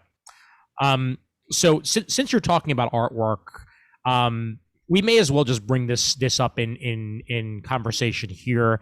It's not a good thing, and I did mention it on previews in passing, but Chris brought it up pre-show whether or not we should discuss it, and I feel like we should. And this is what's been going on with Joe Bennett and how he's no longer working for Marvel Comics. And I think that with everything that has come out about his history, as a Jewish man, just to give you backstory on what happened, there was an issue back in January where there was some questionable artwork that was drawn by Joe Bennett in an issue of Immortal Hulk, where he had a Jewish star emblazoned on the front of of basically a pawn shop, and he had misspelled the word Cronenberg that he wrote backwards, and it basically looked like he was making a comment of that could be described as anti-Semitic. He apologized for it at the time. Al Ewing then discovered, shortly after Immortal Hulk had been concluded, some artwork that Joe Bennett had drawn back in 2017 for the Brazilian government, essentially, which yet again depicted anti-Semitic imagery and bad stereotypes. Let me ask you a question, because I have not seen that artwork. I saw the one on the Hulk. Yeah. Was that a propaganda piece for the Brazilian government, which is very right wing and autocratic? Yes, it is. Or is. was it him satirizing the Brazilian government? This was for the Brazilian government. Yeah, this was actually for the government. That's been confirmed. And I don't pretend to know everything about Brazilian politics, nor do I pretend to know everything about foreign politics in general. But I know a skunk when I see it. And as a proud Jewish man, I may not be practicing, but I'm definitely culturally Jewish. I get to pick and choose my battles appropriately, and I've unfortunately come to the conclusion that the right decision was made here by Marvel. That Joe Bennett does not deserve to be working for them, and frankly, I will not be reading Joe Bennett comics for the foreseeable future. Mind you, I have not finished Immortal Hulk, so now I have an important decision to make for myself whether or not I'm just going to give it up here, or do otherwise. But it just sucks more than anything else. It really, really sucks. Well, I would say two things. Yeah. First of all, because I saw the image in the Hulk that you described after you posted about that, because I didn't know about it. Yeah. Even if he didn't intend that in an anti-Semitic way, and based on what the other things you've described, he probably did. Yeah. It's so historically tone deaf to have a picture of a Jewish star emblazoned on a shop window, because obviously that would lead one to think about Kristallnacht and the persecution of Jews in Germany in the 1930s. So that alone, I mean, that shows the historical ignorance of the editors who were involved in that book. That slipped by, because that only has one. I'm speaking again as a long-standing student of this. That only has one connotation. Sure. When it's not like he's showing like a Star of David in a temple or something. Like it's on the window of a shop. Yeah. Which, by the way, you never actually see in any shops now. I mean, because it has that connotation, obviously. Yeah. The other thing I would say, Ian, because I understand your struggle about finishing Immortal Hulk, for example, and I think this is a struggle our society has been having a lot. When we talk about, the notion of when, the bad or reprehensible behavior of various artists is brought to the fore, how do people then address their work? I can only speak for myself here in that I think when we explore the backgrounds of a lot of creative people in our history, so many of them are such slimy people. Sure. In so many ways. I mean, if you look at different famous musicians or artists or actors, I mean, a lot of them are not people you want to bring home to dinner. Absolutely. But I think I think the way I approach it, and this is just me for myself here, is that a lot of that work, I think sometimes the work is still important to be discussed and looked at, or whatever the medium is. And also a lot of the work also involves a lot of other people who also put their blood and sweat into it.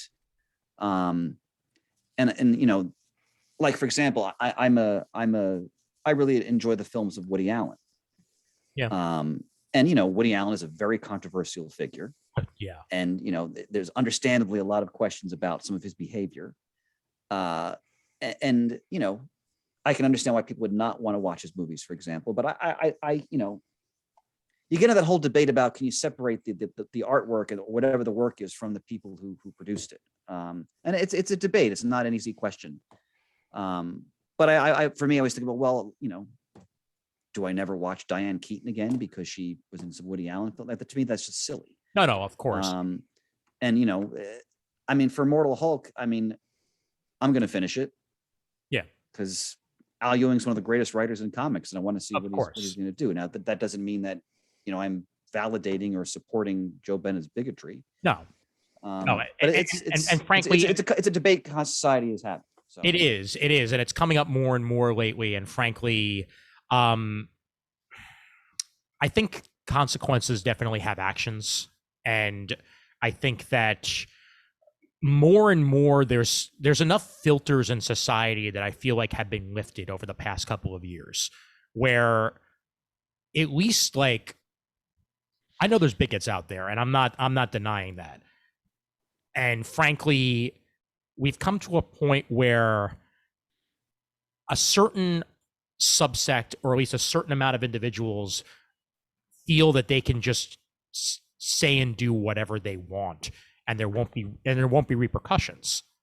When in reality, you're still working for a corporation. You're still working for a company with standing that has to, at least play by societal norms in ways, or in certain ways or another. And if you do something that would be considered culturally inappropriate in one way or another, chances are eventually there's going to be repercussions.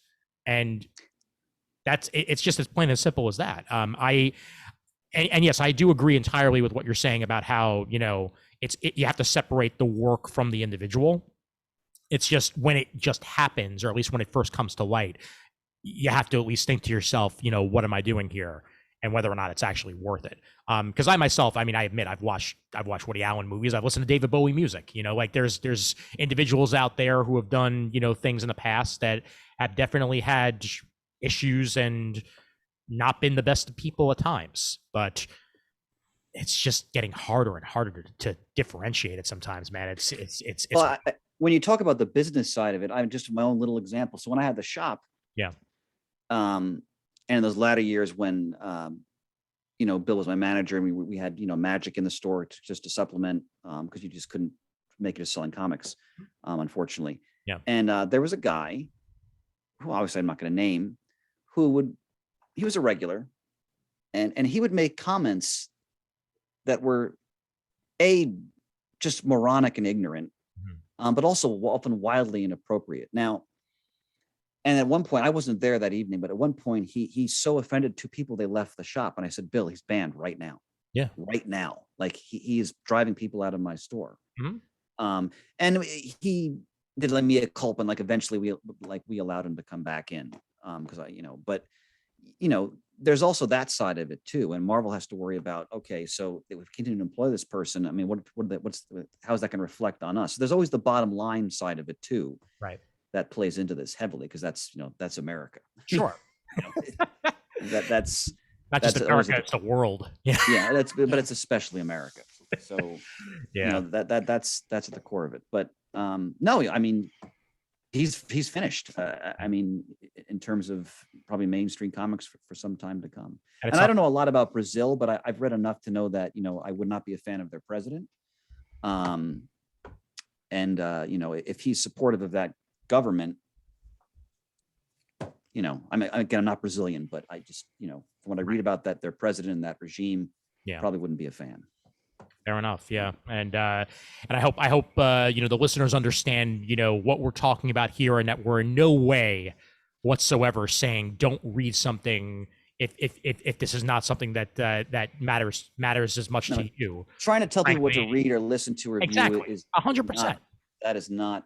No, because that's a really slippery slope right away. Definitely not the way we roll here. And I'm just putting my feelings and emotions out there, and I hope you guys appreciate that one way or the other. And it is what it is. But still plenty of good comics to read out there, and still plenty of good people out there worth reading, if that makes any sense. So, meanwhile, let's move on to more exciting and fun things.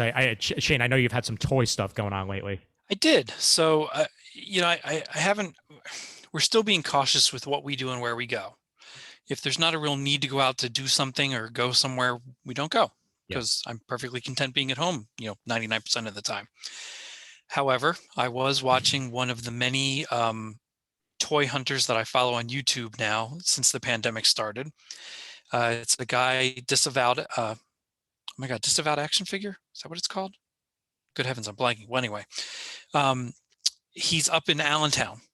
So I get a kick out of watching him go places that I know and have been to. And he was at a Target last Thursday, I think it was. And lo and behold, he saw the new GI Joe classified Cobra Island, exclusive to Target, which drives me nuts. Breaker and GI Joe Ram Cycle pack, which isn't supposed to hit stores till next week. Oh, I thought you already had that. No, no, not Breaker and the Ram Cycle. That was new. Does he have the funky headgear in the backpack? No backpack, but he has headgear. And the whole reason he has the helmet with headgear on is because it's more modern, so it would be more compact. No need for a backpack when it's all in the helmet. And then that same night, I saw somebody post. Yep, there you go. Amazing. I saw somebody post, hey, this app that we were using last year in July for the first round of GI Joe Cobra Island stuff is working again if you want to search stores. So I searched a store, and 15 minutes away, had them. So I did, for the first time in a very, very long time, I got in my car because I was already up early on Saturday morning. And this was all Friday night that I'm looking at this and watching this video. Saturday morning, I was already up really early because Carlene and Matt had to be somewhere very early. So I was up at 6 o'clock and decided, you know what, I'm going to go check this out. It says it's on it. I'm 8 o'clock in the morning. I'm going to go see. And there were 6 on the shelf. I was blown away. So there's the Break and the Ram Cycle in the package. And here it is outside the package. Oh, nice. With the beard. With the beard. That is a sharp looking toy, boy. That's a long way from 1982. Holy. Yeah, how about it? Oh my God. Look at the sculpt on that. It's beautiful. Yeah.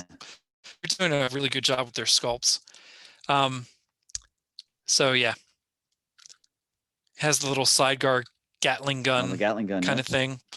So that was really exciting. So, up at 8 o'clock in the morning, I this is going to sound terribly silly because this is not important at all. It's a toy, but I was shaking when I found it because I never stumble onto this stuff.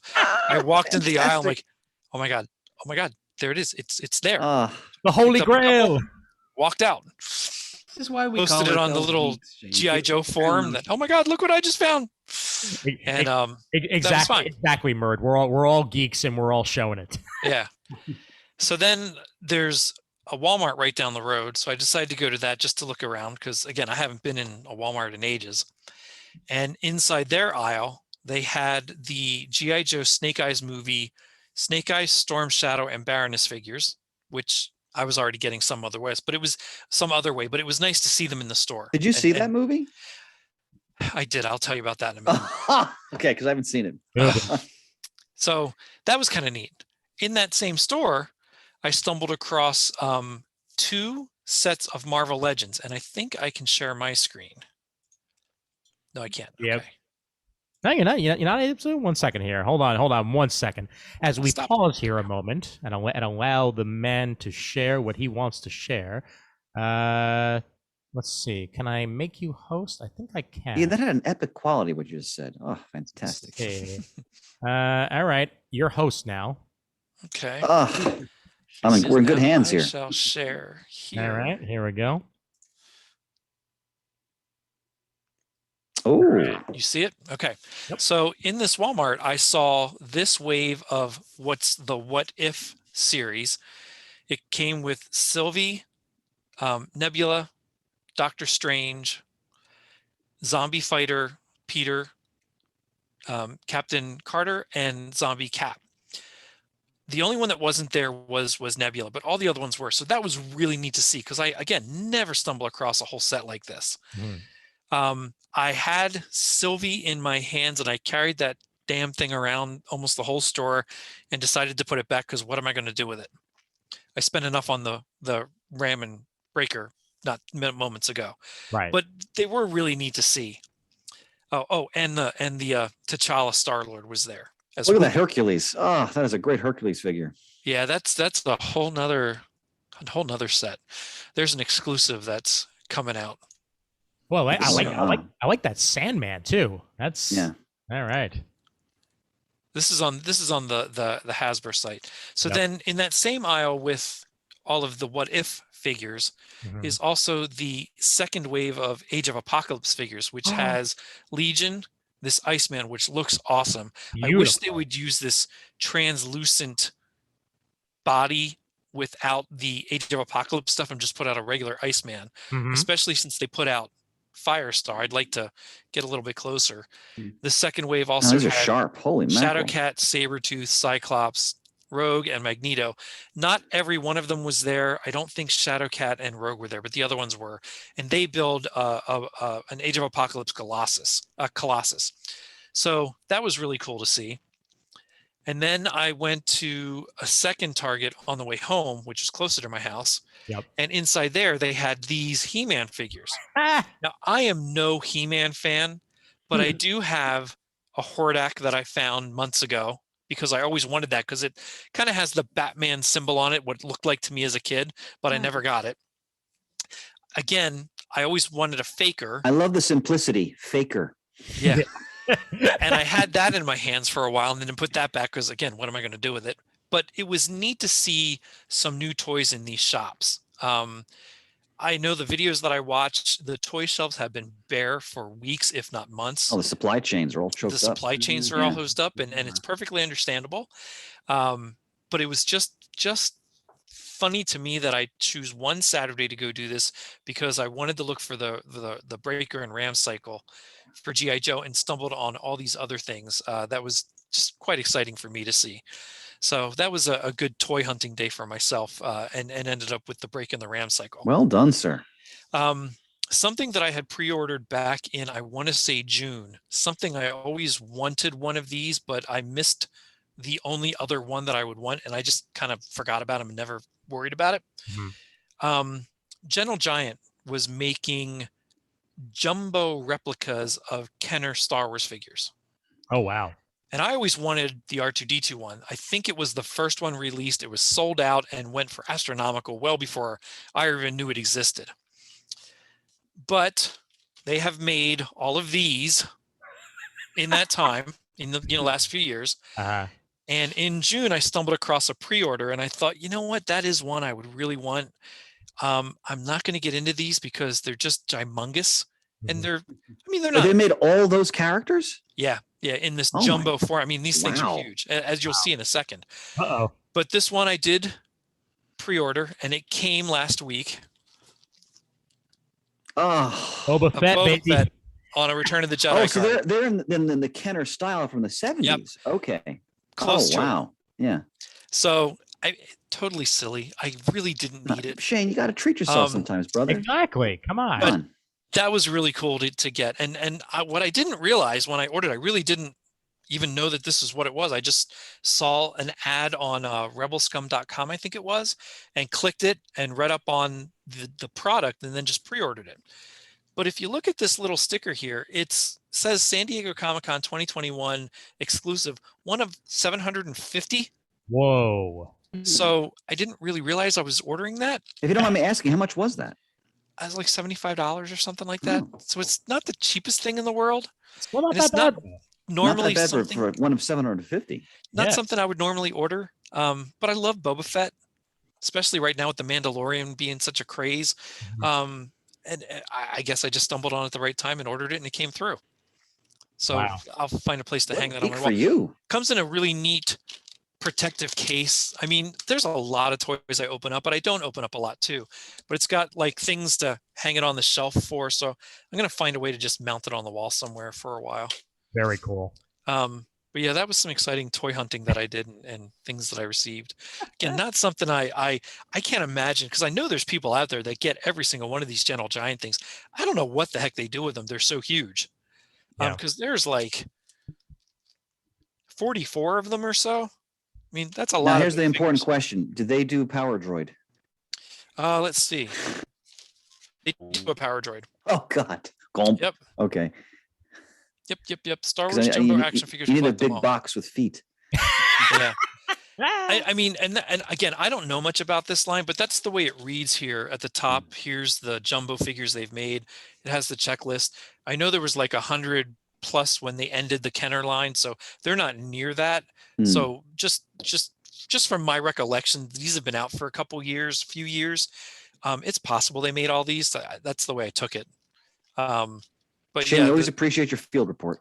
the Boba Fett was kind of cool, but man, I was really excited about that classified breaker with the Ram cycle. That's awesome. Really That's turned out nice. awesome. So there's the toy hunt for the week. Job well done. Job well done. I had some. Oh! I'm sorry, Chris would appreciate this. I forgot about this. Oh. What do we got? This came Oh, a different like Commando Snake Eyes and with a Timber. Zuzi. Oh, look at that. Nice.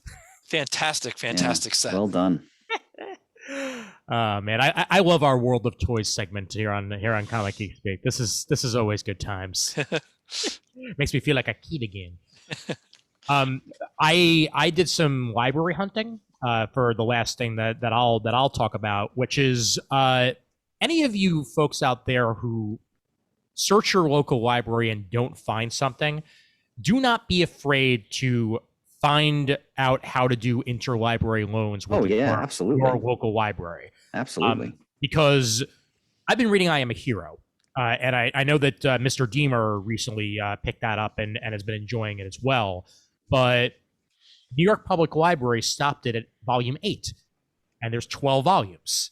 And I hate when this happens, when I start reading something from the library and then all of a sudden they just stop right there.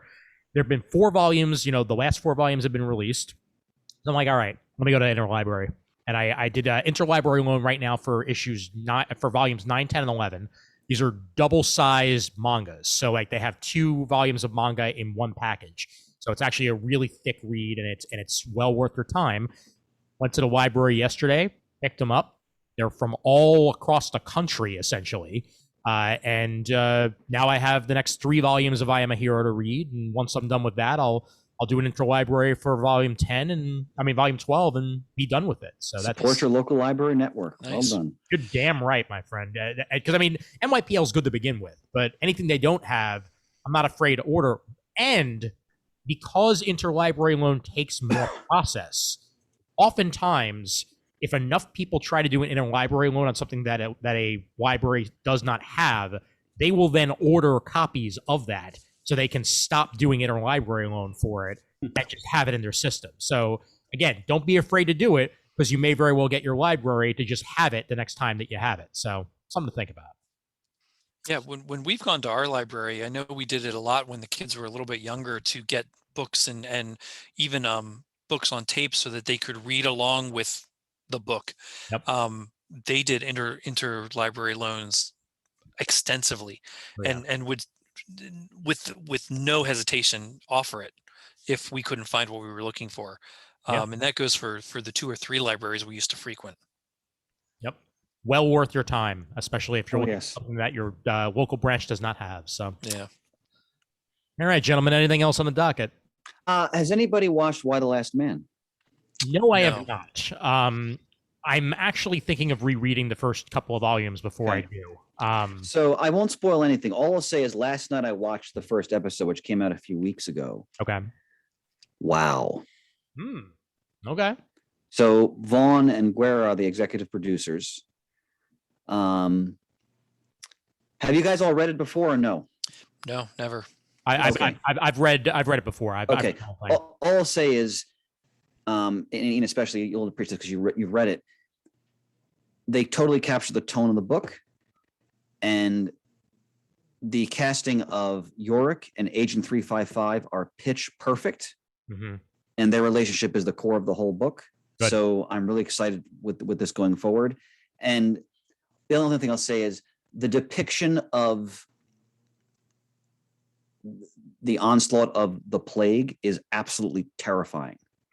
They do not pull any punches on the enormity of the event when it happens.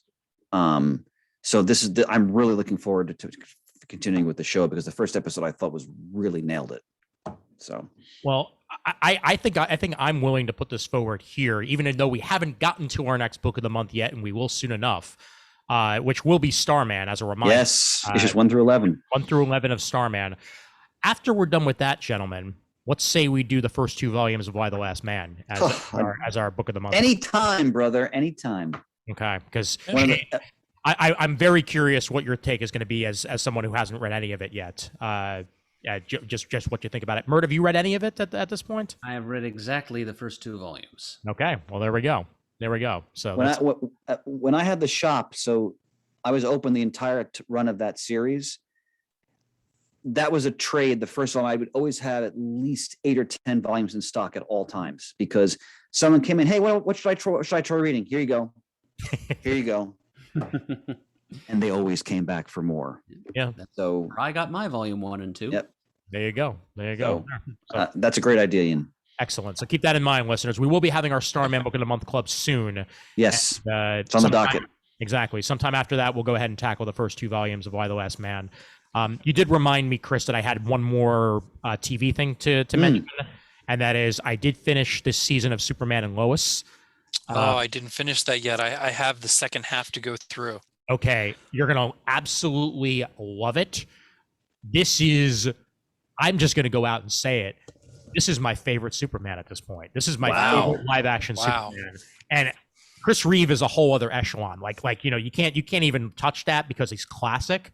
But for the type of Superman that I like to read as a comic book, they capture that in spades on the show.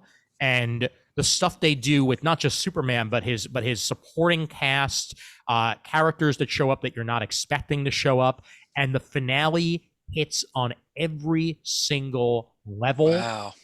The special effects are superb. So worth your. Is this season 1 or season 2? This is season 1. This is season 1. Season 1 just concluded. They did it in 2 halves. So they finished it in May, and then the second half. So that means it'll be on HBO Max then. It's already on now. Oh, good. Okay, I'll watch it. All right. The entire first season is available on Max. Yep. Yeah.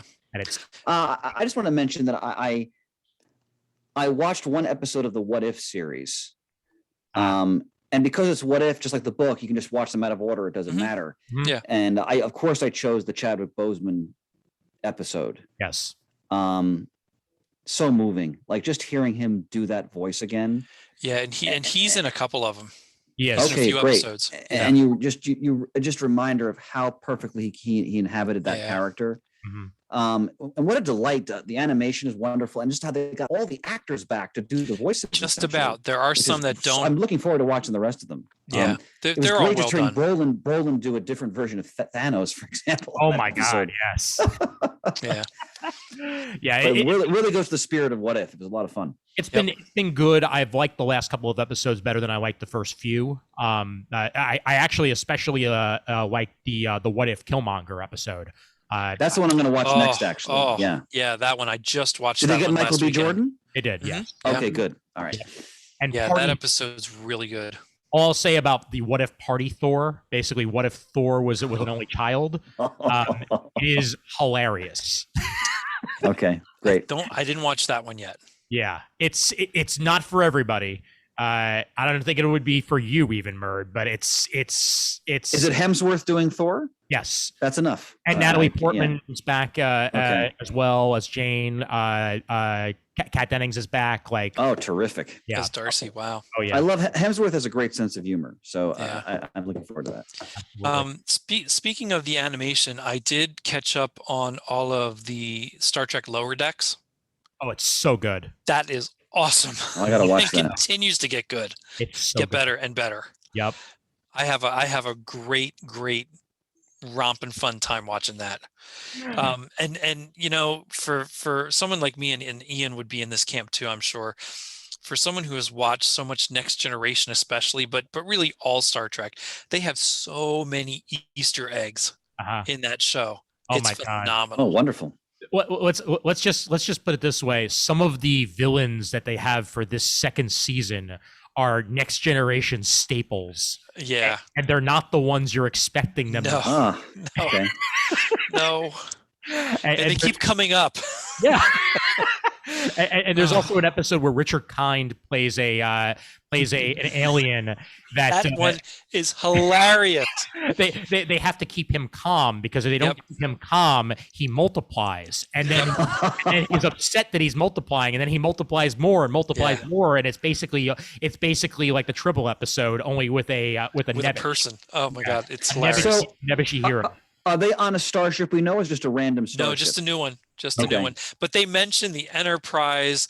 Mm-hmm. I don't want to say who else shows up, because there are plenty of special guests that show up. The time frame of the series, just that's what I was going to ask. Just so you know, is shortly after Voyager. Okay. Yeah. Okay. So the Voyager crew are, I mean, and this isn't a spoiler to say, the Voyager crew are like Comic-Con celebrities. Yeah, they're because they got back. Yeah, because they got back. Exactly. Right. Yeah. Gotcha. Yep. Yeah, yep. It's hilariously well done. All right. Yeah. I also almost caught up on Stargirl, which is fantastic this season. I think I still have to do that. I love what they're doing with Shade. Absolutely love it. I gotta watch that. Yeah. What's that, Adam? Very well cast. I got to play old Dick Swift. Yeah, my goodness, and his first appearance. I think that episode was written by James Robinson. Probably.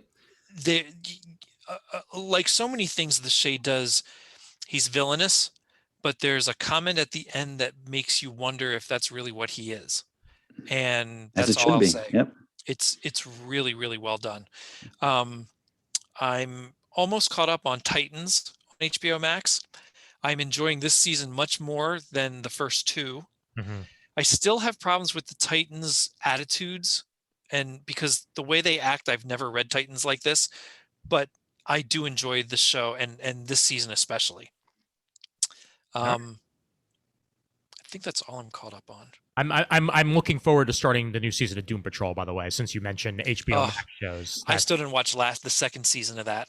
You'll love it, and season 3, I can't wait to watch it. It's zany in all the right ways. I dig it. Cool. Yep. I did finish Flash when that ended, and I did start Supergirl and DC Legends, but I'm not caught up on those at all. I'm not even close to caught up on Supergirl. I'm an entire season behind on Legends, and Legends starts again in like 2 weeks. Yeah. And what I've watched of this newest season that's out, it is a lot of fun. And I have always enjoyed that show for its not taking itself too seriously. Yeah. It's an enjoyable show. And yeah, they lean heavily into the Doctor Who, which reminds me of one final quick topic, because I know we're not all Doctor Who people here to bring up.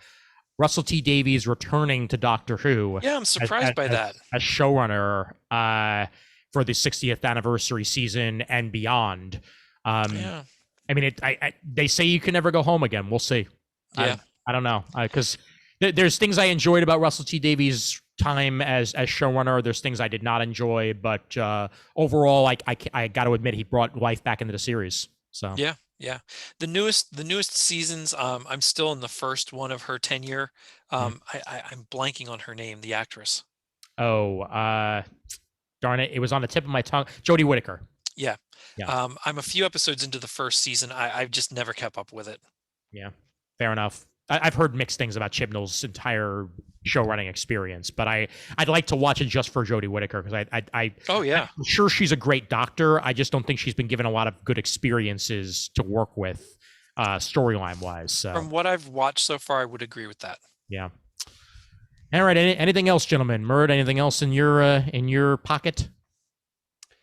I'll just echo the sentiments about Stargirl. I'm a few episodes behind on that, but I was even more excited about the introduction of Johnny Thunder's Thunderbolt. Oh, been waiting for so that. fun. But, he finally pops up, and he's voiced by a well-known comedian. He's CGI generated, of course. I'm a little disappointed in the design. You know, those little thin bolts of lightning that jet out of his head. They look more like large, ungainly, dangly root vegetables. Yeah, yeah, with their coloring and the way they. Yeah, you're right. Yeah, but beyond that, just the way he's written, the way he behaves, it's Jim Gaffigan doing the voice. It's that's a very fun episode.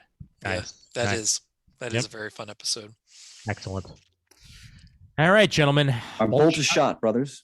Fantastic. Well, as usual, as previously stated, sponsored by you, the listeners, over at patreon.com/comicgeekspeak. Thank you so much for your continued support of the show and everything that you do to spread the word. You guys are the best, and we thank you, thank you, thank you. And once I get this up and running here, I will go ahead and get this up and running here. And the role of Shane today will be played by Shane. So, Shane, the floor is yours. Visit us at comicgeekspeak.com to send us an email. The address is comicgeekspeak@gmail.com. To leave a voicemail, the number is 267-702-6642. Stop by thecomicforums.vanillacommunity.com. Follow us on Twitter, like us on Facebook. Did I do that backwards? I might have done that backwards. That's all right. Good enough. You got it. Our YouTube is youtube.com/comicgeekspeak. And contributing to the episode, send in your Muddle the Murds. As Ian said, we're now into this year, thank goodness. So send some of those in because we'll get to them hopefully this year. Thanks to everyone who does contribute to the episode. We appreciate it and could not do it without you. And as always, we are uniting the world's mightiest heroes, one listener at a time.